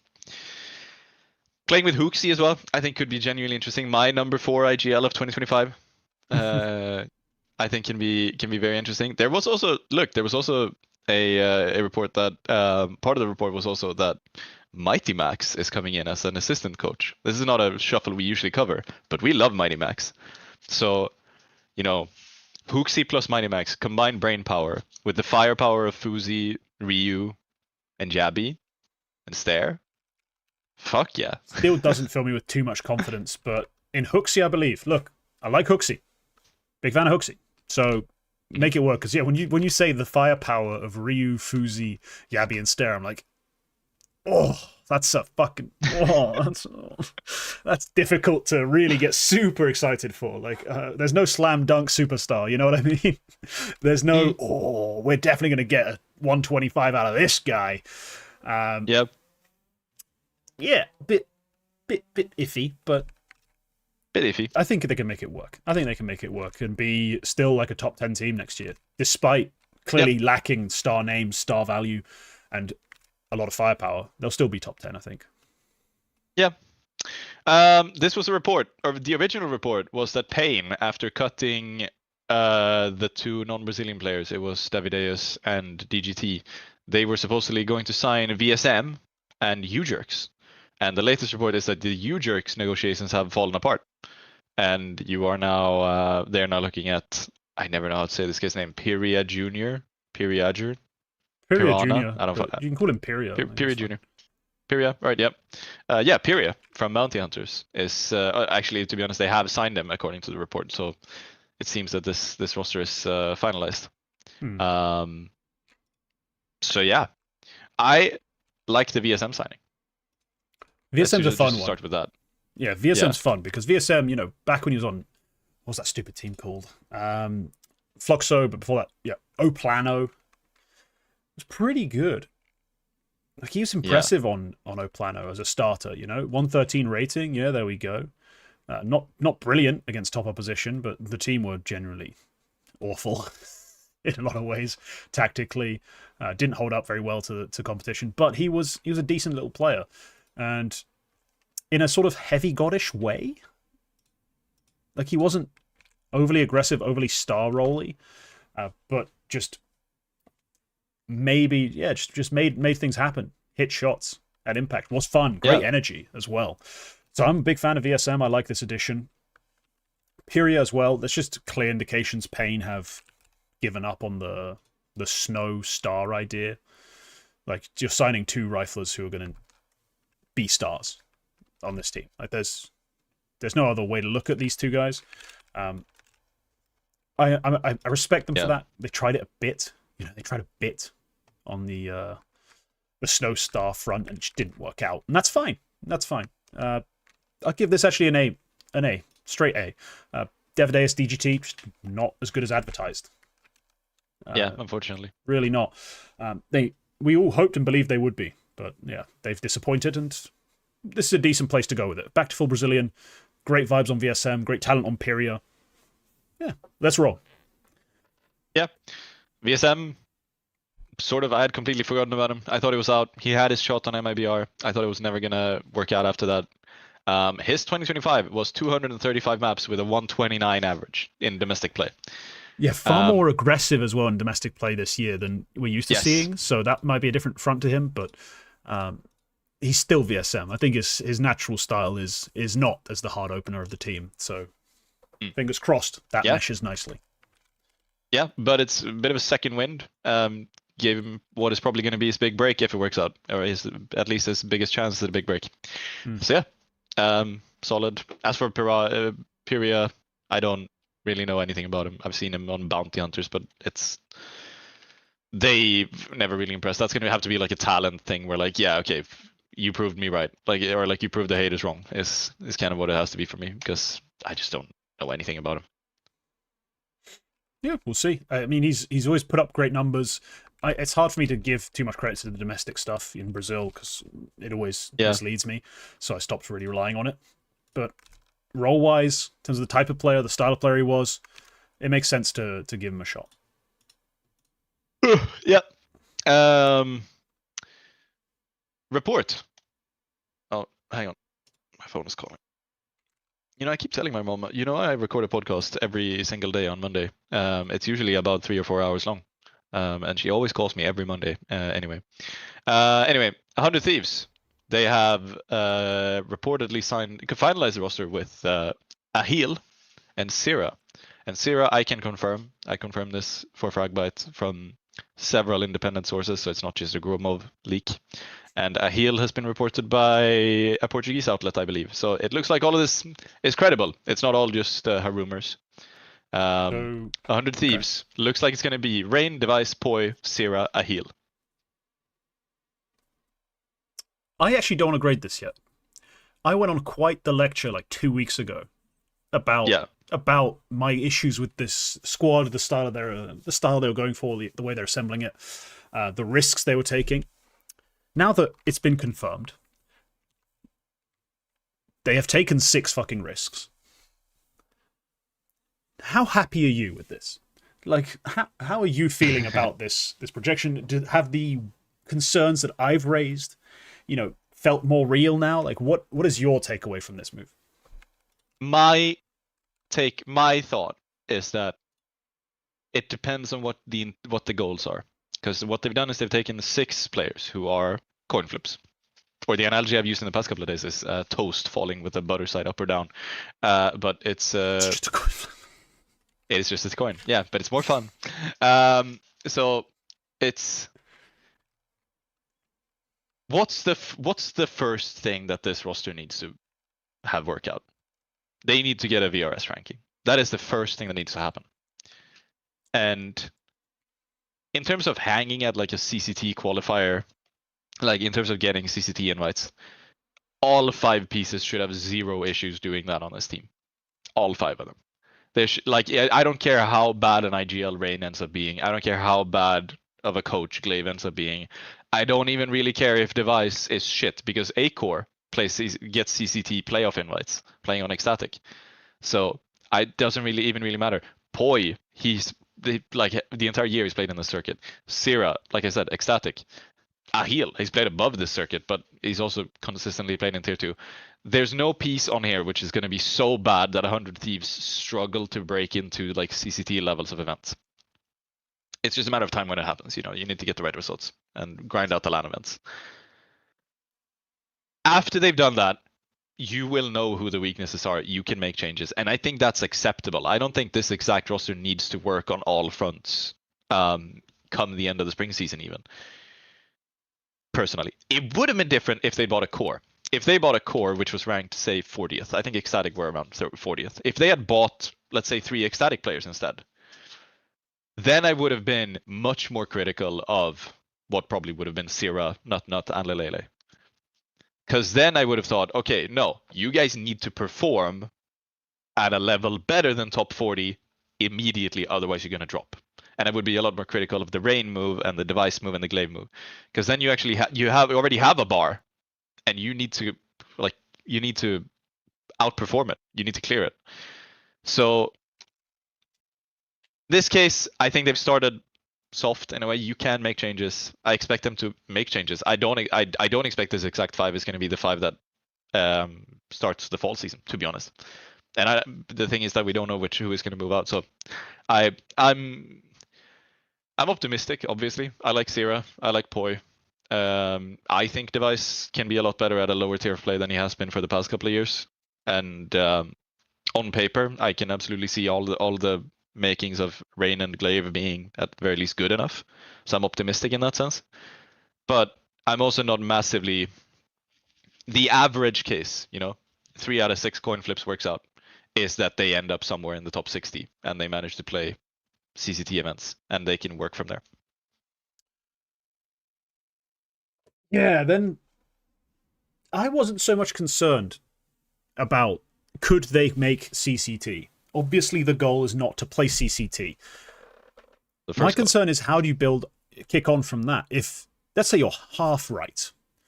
I don't think they're all coin flips necessarily in terms of the actual odds they'll succeed, but if we reduce it to that and say they get 3 good or good enough results. Yeah. How do they recruit and get better? Like, who is it you're going out and signing? Because it feels like there's still that looming of just, what are you then going to do? Like, if you're not good enough to not be playing CCT events in 6 months, who are you signing that's going to change that? Are your more experienced, more veteran pieces willing to keep doing that? And that was the kind of the crux of the issue. Is like, I felt like it doesn't actually have a year. Not only in terms of, the org, but in terms of everyone involved, and then potentially, if you're talking about upgrades. I don't think the timeline still is a year. I think it has to be in 3 months max, you're playing CCT Grand Finals. In 6 months, you're returning to a reasonable LAN. Like, you're attending a reasonable LAN, not just a shit tier LAN. You're actually playing a decent LAN or getting the invites for a decent LAN event. Like, it has to be quicker than, we're 40th in the world in 6 months. Like, I do think it has to be done faster. I mean, fair. It's different points of view. we will see what happens. I am optimistic I am optimistic around all the pieces delivering, to be honest, except for maybe a heal. I've never been particular. People keep saying that he's super cracked. People keep saying that he has the juice, but I've never really seen it on Saw, to be honest. I mean, his stats look pretty good for the fall season, but it's not amazing. Yeah, as an anchor so support-ish player, like yeah, his stats are nice. But I yeah, think but honestly he's probably the best player on Saw relative to Roll. The fact that you don't even think he's probably. cracked raises more questions that we're not going to bother debating No, today. look, but okay, I can see this crack. It's just his stats are pretty good, but Saw also did play a lot of stuff which was like local Portuguese, tier 1. There's not that much in between, and in tier 1 he was pretty dog shit. Like I don't think he'll ever really stood out in those events. So personally, as a player, the others more so. Like Sierra and Poi, they more play in that middle layer. Both of them looked great in that middle layer, and Device and Rain, well, they looked mid in tier 1. That might translate to being good in tier 2. So I'm optimistic of that working out, but yeah, we'll simply have to see what happens. yeah, give it a grade. Let's see. I need to. What we're talking about: Syra, Ahil, Syra, tidy little player, nothing too insane, but tidy. And Ahil is, I think, a decent anchor, like a decent anchor, not insanely elite, not amazing, but decent. I'm not going to hold too much of his poor tier 1 play against him because I don't expect that much more from him, but also don't expect that much more from the rest of the firepower on this team. So he's just getting fucking bombarded with poor support when it comes to the guys actually getting the kills. The guys who are supposed to win you rounds, Aragorn crazy, who I think are literal dog water. Yeah. He's got some of the tougher roles on the team in that sense. It's like, hey, hold the bomb site. It's a 4v5 by default because crazy ain't shit. Like, great, thanks. But he's going to be solid enough. They're going to be, yeah, I think they will struggle, but that's just because of the way this has been put together. Those two specifically, I'll give you an A for. In terms of picking up tier 2 sort of talents and players, you avoided some pitfalls, I think, by signing these two guys. But it's not blowing my mind. It's not reassuring me. I can't give you much better. Right. Next up in the trilogy of Saw roster moves this week, BC Game have a roster. They bought their way up the ranking. They bought their way into IEM Krakow. Muterus, Crazy, and Aragorn are now playing with Simple and Electronic. I might need a timestamp for this section. Currently sitting, I think, 22nd or let me check. They are 22nd in the world, which means they are going to get a Krakow invite today. And Simple is going to return to a tier 1 LAN in 2026. Simple has pissed me off in the last sort of 3 months. For a variety of reasons. Firstly, yes, his numbers fell off a fucking cliff when Electronic showed up. If you want to, understand just how bad. Like, he was originally a BC Game in tier 2, tier 3, playing these events, playing these online cups, playing inferior opposition. Simple was dropping 130s, and, I had to keep telling people that's not normal. If that was normal, you'd just go to, stats, all players, and you'd see just an endless horde of these, like, tier 2, tier 3 players dropping 130s. There isn't. There was, like, for most of the year, it's like VSM next to Zaiwu and Donk, then a bunch of other tier 1 players, then some tier 2 stuff. Ratings aren't free. Then Electronic shows up, and he drops not to a 125. Should have been fine still. Not to a 120, which is like, okay, I mean, you're still playing decently well. Not to a 115, which is, yeah, you're playing this competition. Maybe I'd expect better. Like, you are Simple. Not a 110, which is, dude, are you pracking? Like, not a 105, which is, I need to check if he's on the AWP still. But to a flat 1.0, basically. Like, it might be a 1.01 since Electronic joined BC Game. He hasn't just played poorly by his own standards. He hasn't played poorly by an AWPer, a star. He's just playing poorly for a non-IGL. And to hear things like, he skipped a game to play Dota, I want to throw a brick at someone, and mostly Simple. Like, what do you mean you're skipping games to play Dota? So the fact that this team has gone and bought out a core to get them into real events is nice, and it maybe gives him some motivation to stop fucking playing Dota. But we still remain with the issue of, like, why was he half-arsing the rest of the season? Was it just because they missed the invites? Like, what was going on there?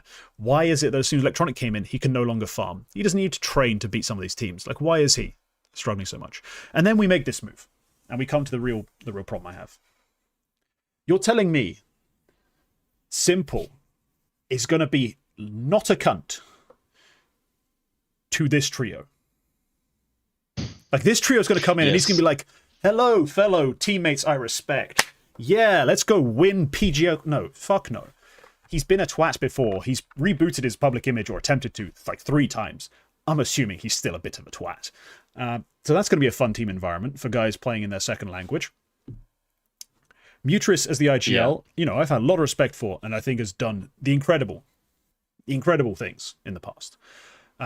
One thing that you can pretty much consistently guarantee he's had is buy-in and the ear of his players.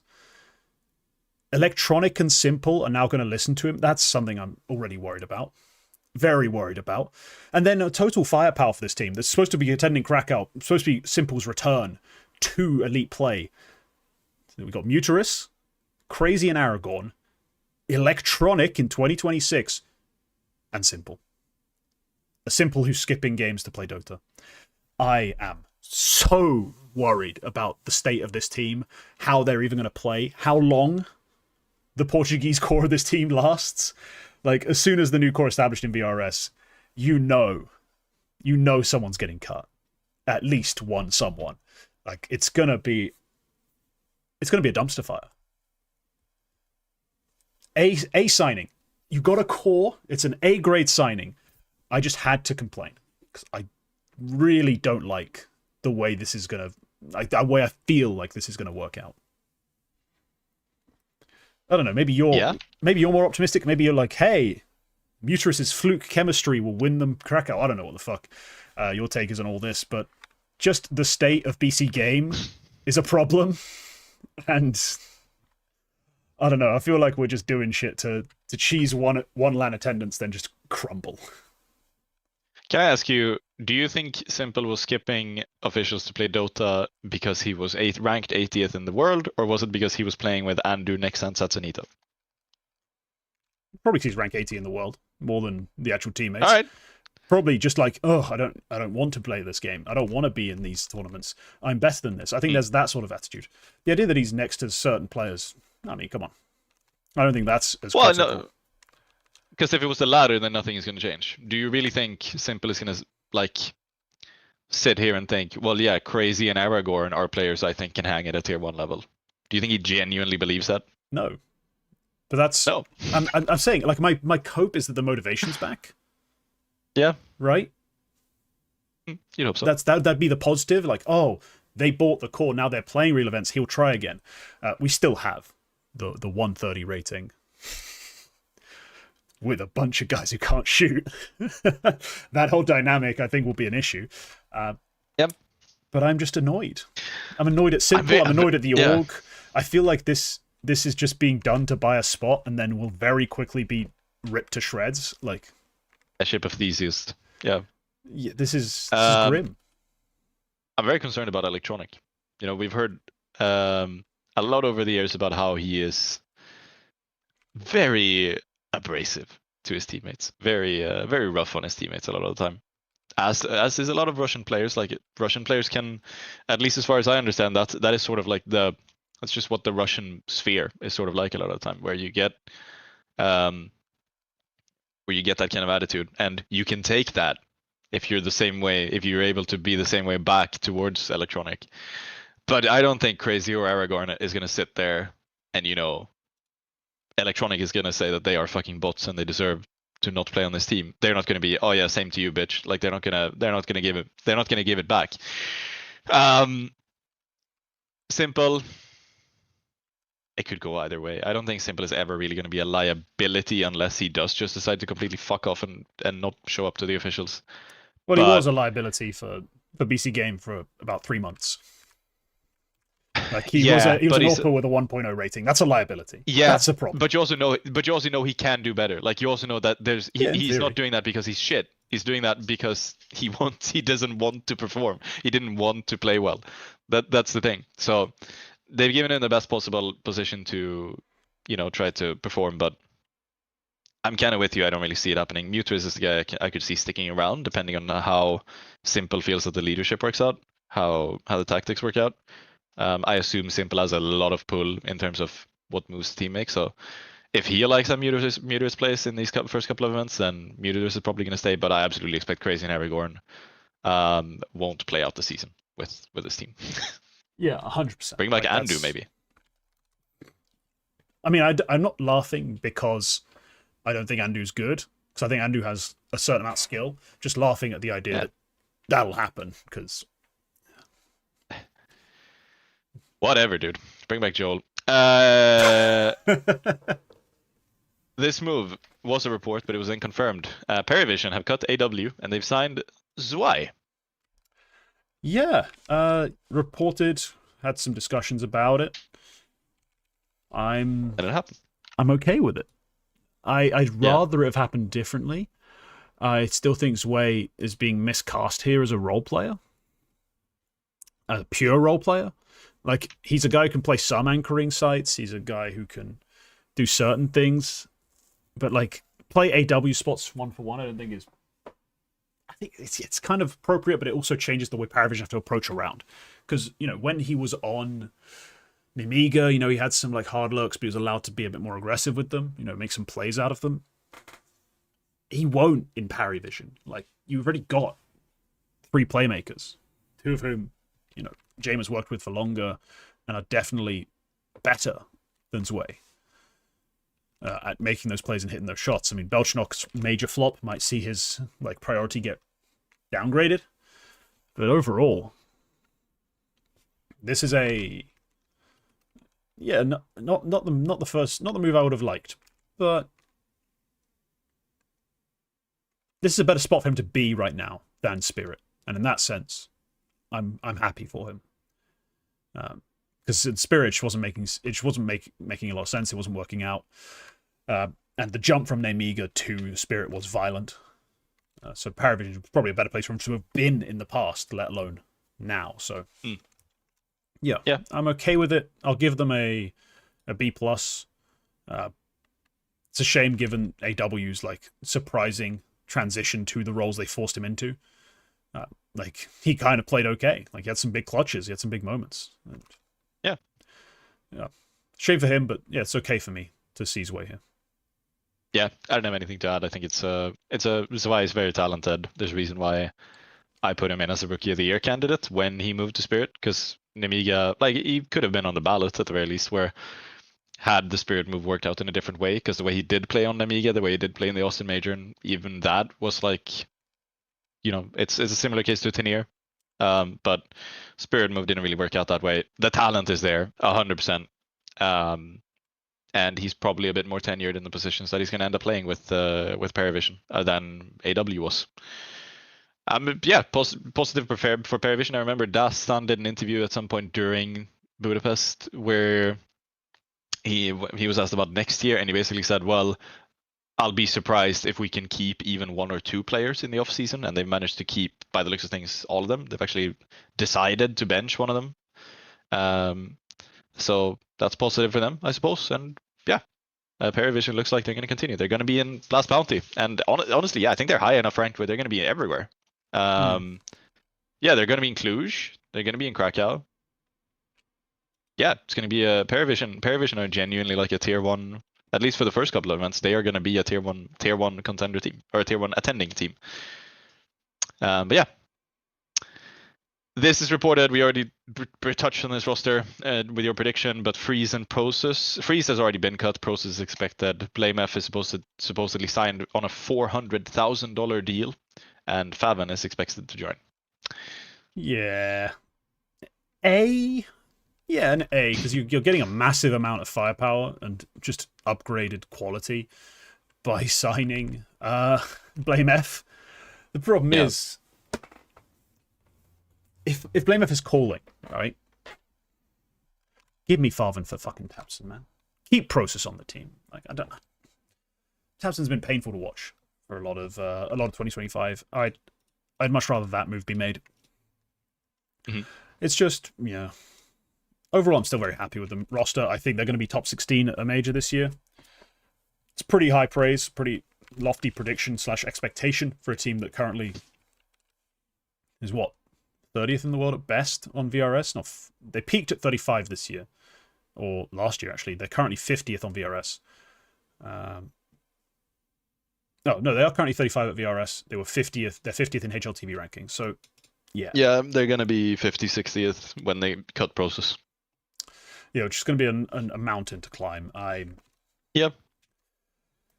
Yeah, I'm asking for a lot, but I think it'll happen. Yep. FlyQuest have just announced that they signed Story just today. Regali was cut.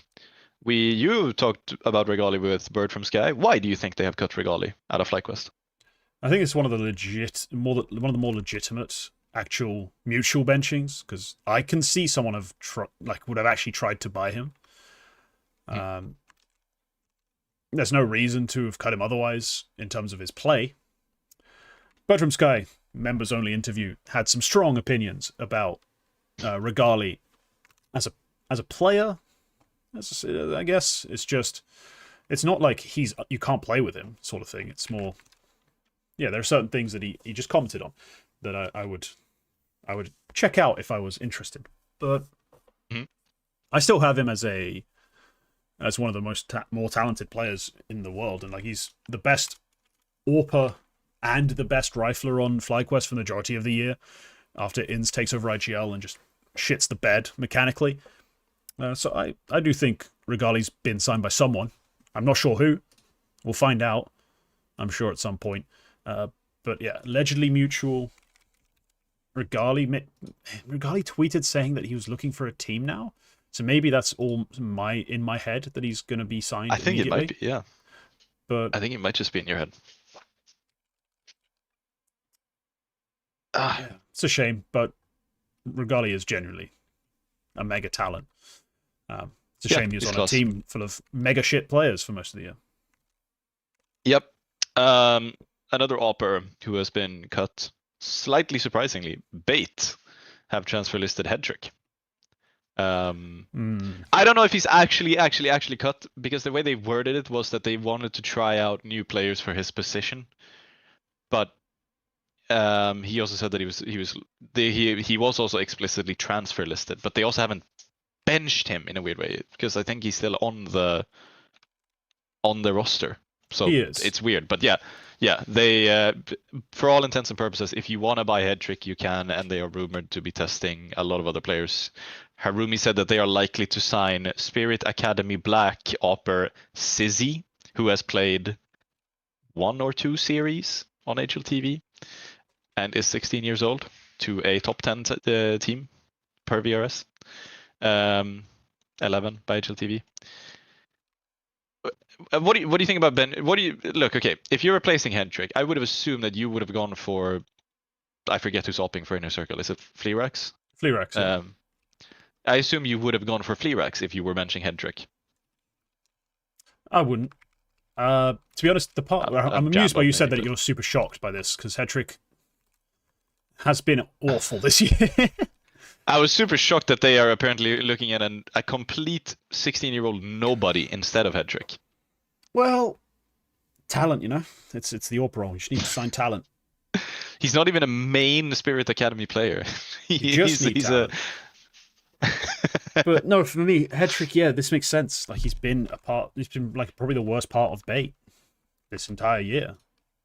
Damn. Well, do you think someone else has been worse? No. Like there's no damn to it. It's just a straight fact. Like it doesn't bring me joy to say it, but it's just true. Yeah, no, return to rifling could always be on the cards. Yeah, see that in chat. Yeah, he did say that. I mean, why not? He was never a completely trash rifler, but he has been a completely trash AWPer at a lot of events this year. So yeah, worth considering. Whoever they bring in, it will be just they're signing the most talented player available. If that is Sizzy, so be it. Unless Inner Circle want to keep playing with Zero Fix or Captain Kurtka, they need a player. So Hedrick could be going in there as a rifler. That would be cool. I love how we're talking about this. We didn't even touch on the fact that Regali has been replaced by Story, or that second half of that move. Yeah, just to touch on it for me and grading and everything. I don't rate story very highly. This is like a C minus. Like I don't like this move. For FlyQuest, I think they have just signed their own death warrant. Like they're done.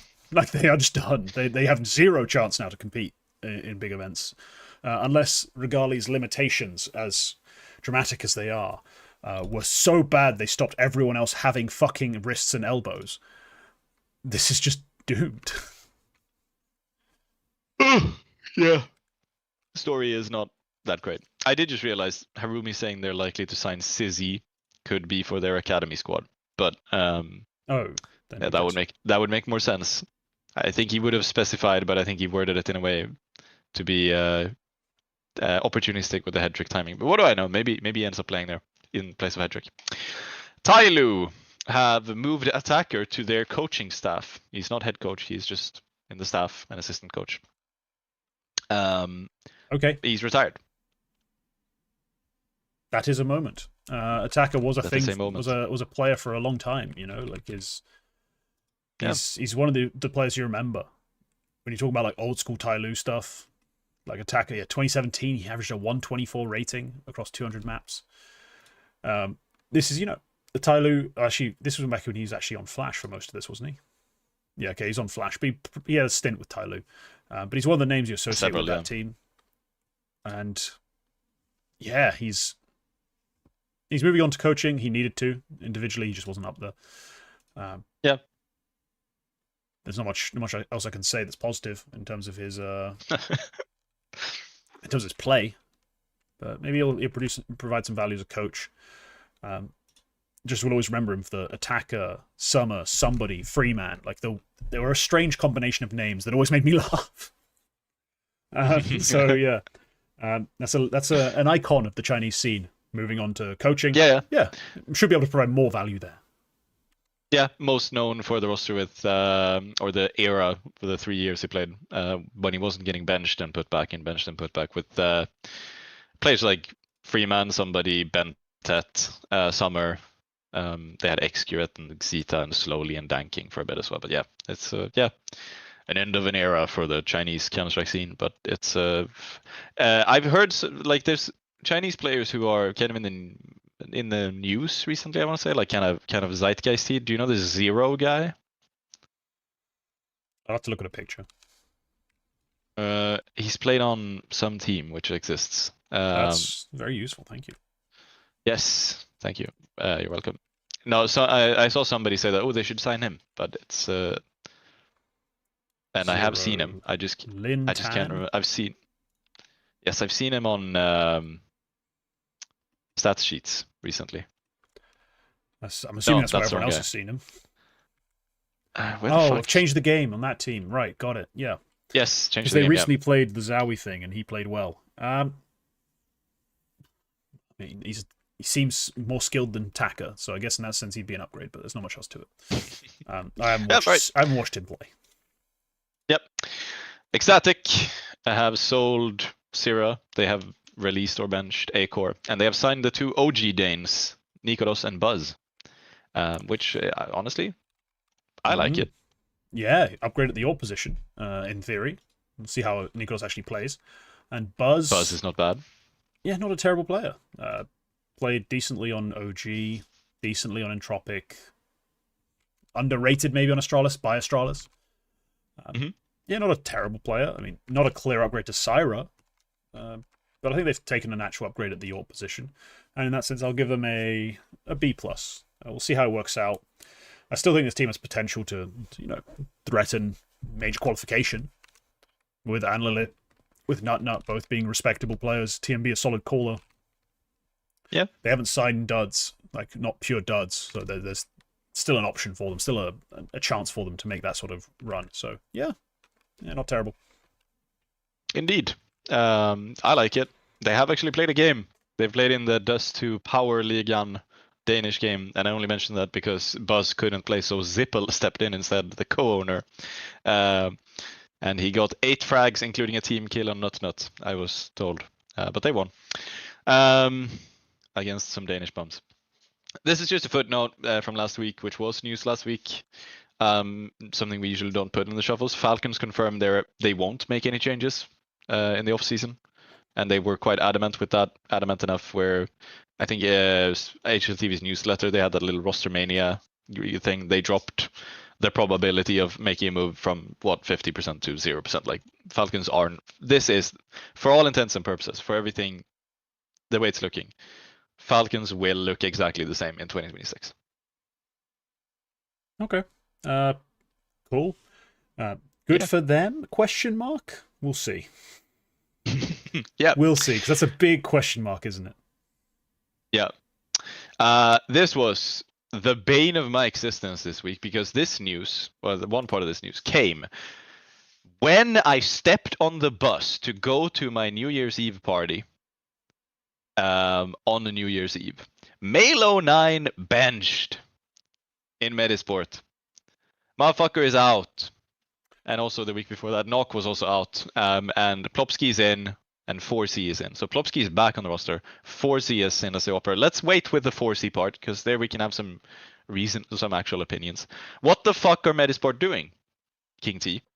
So, as I put it on Twitter, and as was agreed with / just liked casually in passing by certain key figures, cough, former Metasport coach, cough, of the last 2 years, cough, Metasport seem to be again violently oscillating between we must rebuild and develop this youth, we have to win, we must win, sign some old men, and they're just going between the two endlessly, because apparently there's just a confusing sort of idea of who they should be amongst their leaders. Like, they're not really constantly happy with one or the other. It's like, it's either win now, panic, crazy, fuck, buy, dragon for whatever reason, and we could develop a young core of Swedes, la la la la la, and then we switch back and no, fuck it, sign another old man. It's really off-putting and concerning. And look, they've done this a few times now, and let me just check Metisport. Yeah, they haven't been in the top 50 since... where is it? Right around here. May. Since May. And they made questionable moves before then, but it's just getting worse and weirder as time has gone on. And now they've jumped up a bit during the Malo9 Dragon stint. But they're still currently like 80th in the world. It's just a mess, this team. I'm not a fan, as you can tell, of this move. And they will continue to, I think, just flounder and squander semi-valuable pieces. I'm not going to pretend I'm a huge fan of Jaquinho, Plopsky, Isak. Are you not? I'm not a particularly big fan of them. So I'm not going to say like they're wasting Sweden's best talent. Like, oh no, they just put him on the bench pretty much. The best, like one of the more exciting up and comers. So they may be wasting him in that sense, but everyone else I'm not going to pretend is super vital to making Sweden major winners. Or as someone pointed out, bringing the Scandinavian region back into conversation as better than the UK scene, because top 20, there's a Brit. There's no Scandinavians, no Finns. Yeah, what the fuck happened, lads? Think about it. Where's the Dane? Where's the Swede? Brolan. In the top 20 players of the fucking year, there isn't. Oh, okay. I thought you meant ranking wise, and I was like, are you dumb? We have several. Yeah, you have several. Bitch ass role players and average IGLs. So yeah. It's been rough, and teams like Metasport are contributing to this this downfall continued downfall of Swedish CS. So the timeline for me was when Metasports made, move of the year in terms of Swedish Counter-Strike with hours to spare. Was that okay? This sounds like Liam has benched himself, because they talked a lot about 100%. struggling. They talked about struggling to put him in positions where he could perform, and they talked about struggling to put him in a good position, etc., etc. All of this stuff. My first thought was, well, okay. When I talked to Liam in my interview, which we did at the Swedish Cup, it was very brief, but he did mention with this new roster, I have some positions which is going to make it harder for me to shine as a star player. And then he said, and we have a new star player in Dragon, so we'll see how that works out. And okay, my interpretation of that was, okay, so Dragon coming in has forced you to shift a bit. But then I talked to somebody and they said, well, actually, no, Liam's, like Dragon took 0 of Liam's old positions. Liam has just moved anyway for some reason. And like for Isak and Jaquinho's sake. So then, okay, here and there, yada, yada, yada. He obviously didn't perform very well in those positions. Post-Dragon, he hasn't really played that well, which I get. They're tougher positions. It's not really where he should play. And now he's benched because of that. So I figured, okay, maybe he's just disgruntled with how Vince, I suppose, wants to construct this team. So he's benching himself. And then the way it sounds from everything that has been said publicly is that no, Metasport have decided to bench him. And Liam didn't play a part in this. Like, or to be honest, what has been said officially, I would just like to note this so nobody points out that this is false information. Metasport said they put him in a rotational role. They put him as a 6th man. He's part of the team still, and they're trying to find a spot for him in the team. But he's like, it's sort of like he's fighting back into the squad kind of thing, which it's a football thing. It doesn't really work in CS. Yeah, it doesn't apply to CS we don't at all, but yeah. No, how, like, you're fighting back into the squad. Okay, so are you saying that you're just gonna have like, oh, this one practice day, we're gonna try practicing with you instead to see if you're better now? It's like, no, that's not how it works. So yeah, and I don't know what's going on. It sounds bad, honestly. My honest opinion is that this sounds pretty bad. This sounds like you wouldn't bench Male09 because you can't put him in good roles. Because if Male09 is as good as advertised, you would put him in the roles that he wants and then build the team around him. Isak can play wherever the fuck he wants. Male09 is the guy we are gonna play as our point man, kind of thing. That's how you should build a team around Male09. So I don't know anything here. For my money, everything I've heard of Male09 as a teammate, as a player, as a person is positive.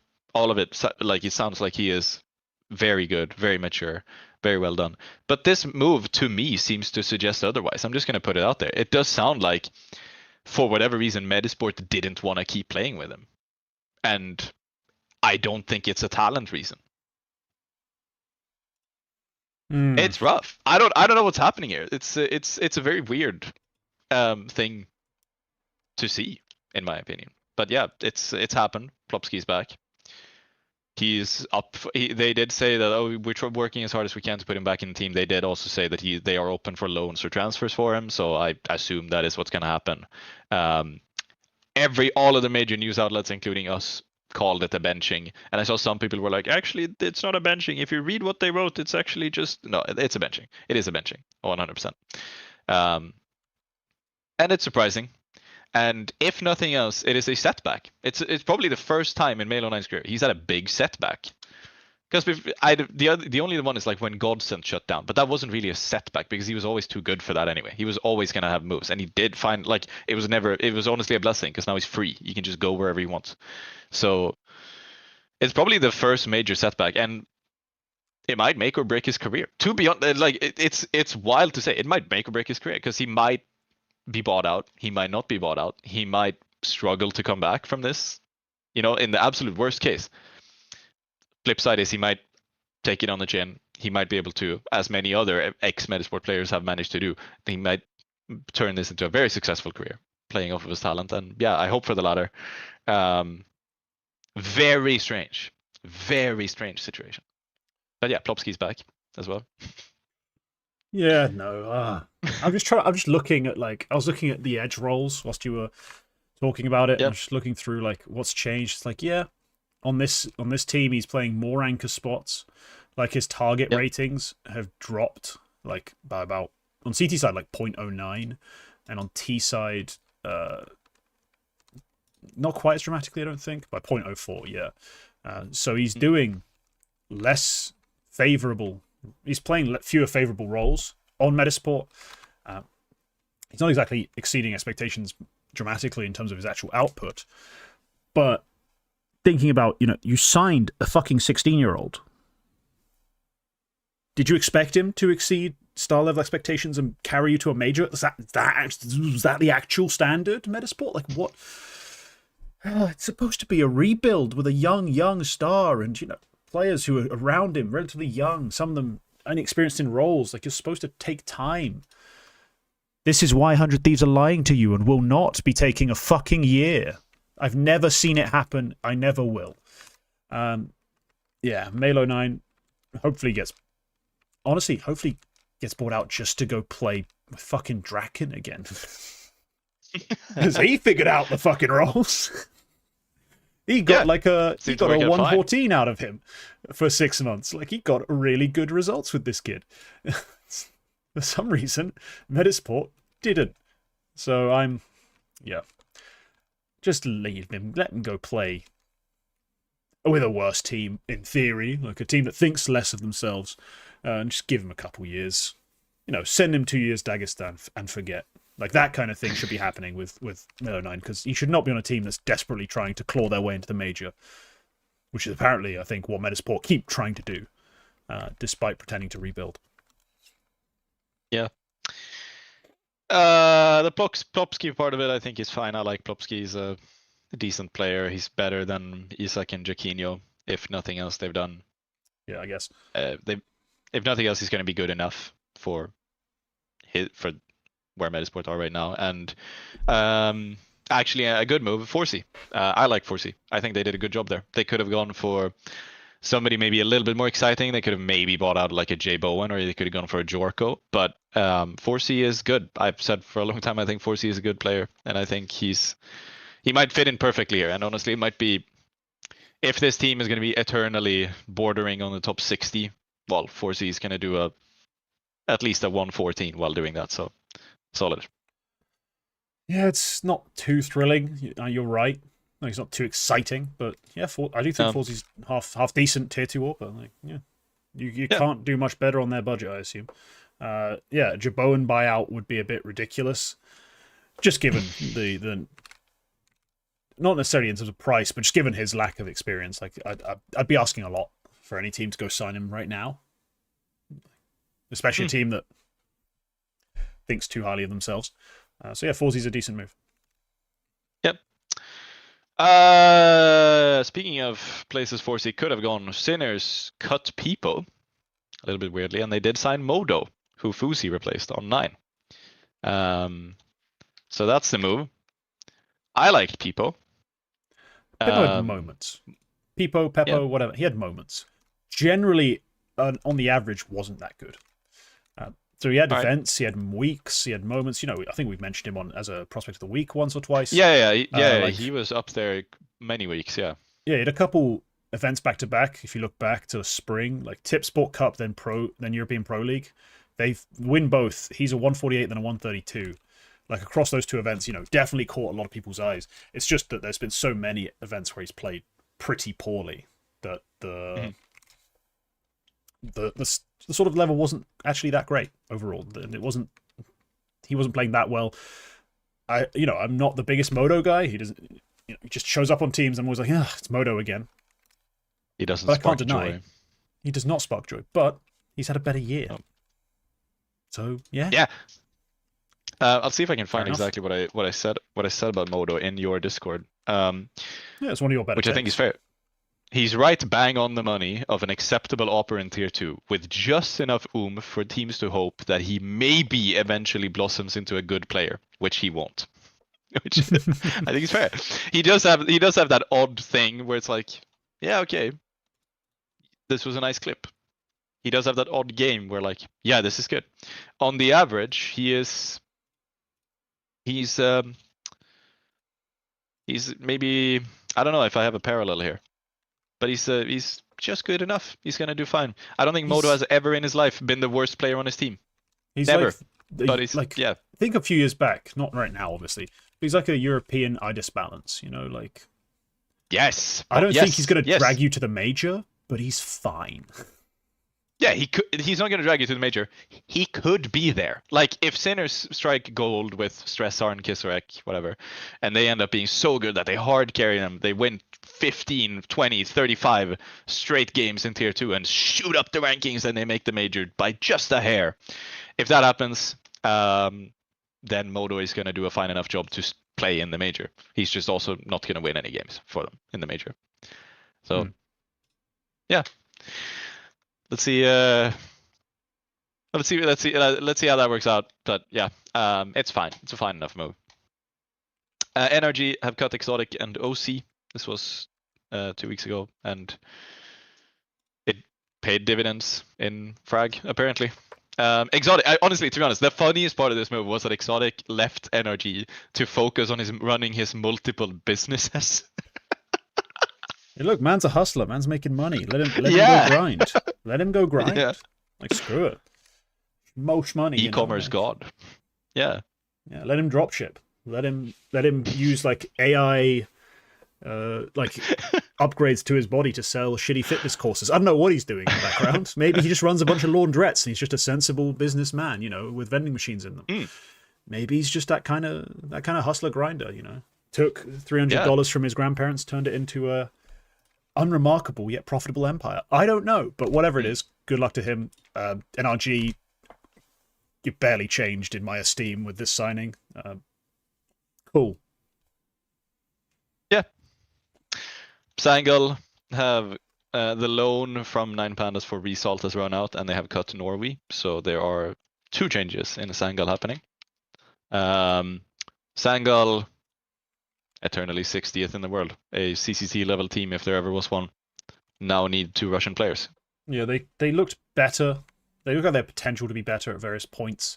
Obviously, Norway in the past has looked really impressive on Astrum, not so much on Astrum, more on Aurora when they were with that brand. But I can see something happening for these guys. Result, was part of the pioneering aggro anchor meta for CS2 for a while. Norway, not too dissimilar overall in the end. Just kind of fell off a bit when, rifling got tamed by slight little adjustments here and there. I don't know. I mean, these 2 guys being available, we'll probably see them make moves, probably see them picked up by someone. I think more likely than not, Result will get picked up quickly if the buyout's not too extreme, and Norway will have to float for a bit and maybe grind with some weaker players. But both have shown a decent capacity to play, and Norway I think even led, right? He was leading at one point. He has been leading teams. I don't know if it was this team, but he has been somewhat surprisingly. Yes, he was the caller for this team as well. Okay, so he'll get some opportunities. It's just about who they'll be with. That'll be the question to be answered. Yeah. There's a bit of a vacuum in terms of the IGL scene in the Russian-speaking world. So, yeah, probably both will be picked up during the next year by someone semi-decent, but probably not going to be much higher than 50th to 40th in the world. Nope. Here is the latest ChatGPT product. This is the wildcard squad that played at Frag. Rec, MHL, Peeping, Klasia, and Sen. With James IRL as the coach. They played and went top 8. And they had a very funny announcement video where the script that James IRL was reading out was very obviously AI generated and not fact checked at all, because it said Peeping had played multiple majors, which is just, honestly, dude, I have to just say what a fucking joke it is. That I've full respect to James IRL as somebody who is a decently respected character in North American CS for good reason, having coached and worked with big teams like Cloud9 and Complexity for a long time.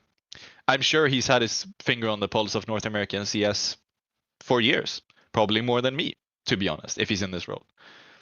But the fact, and I don't think he wrote the script that he read out in the announcement video, but the fact that he even accepts that he's going to say, and then we also have Peeping, who has played multiple majors, or has said a few majors, which is just flat out not true. He's never played a major in his life. He's the only big event he's ever played was Fisher Playground, where they got knocked out in last place. It's a bit of a, I find that to be a bit of a travesty, to be honest, that he would even say that shit. But yeah, here's the roster they put together. There is no IGL at the moment. They said in an interview with Dusty US that right now they're kind of just feeling it and pugging it, and somebody's gonna pick up the IGL torch eventually, which is obviously confidence inspiring. And yeah, here we are. Here we are indeed. This team is a waste of MHL, and I don't have many more opinions to share that don't involve a lot of expletives. So let's move on, because I would like to go have lunch. Yeah, me too. I'm hungry as fuck. Gun 5 disband. This was also 2 weeks ago. I don't remember who was on them anymore, but hey, this team Texie, doesn't some exist players you anymore. don't really need to care about, and that's about it. Yep. Womp womp, get Texie on a team. Next. Fine Shine Selter. Yeah, right. Yep. Partisan also seemed to have disbanded, but the moves I saw were that Vladen and Aid Kit are available. Vladen is decent. Do you want to put him anywhere? Not particularly, like not explicitly, but he could play on a number of European teams. Not a terrible role player. There you go. Yep. Another disbanding. Eklot has disbanded, and part of the roster reformed under the mix Tung Tung Sahur with Oscar as What? on it. Yes. Okay. Let me find exactly what this is. Tung Tung Sahur. Right, they're gonna play European Pro League using Eklot's ranking. Oscar, Krias, NBQQ, Spardaus, and Mikey.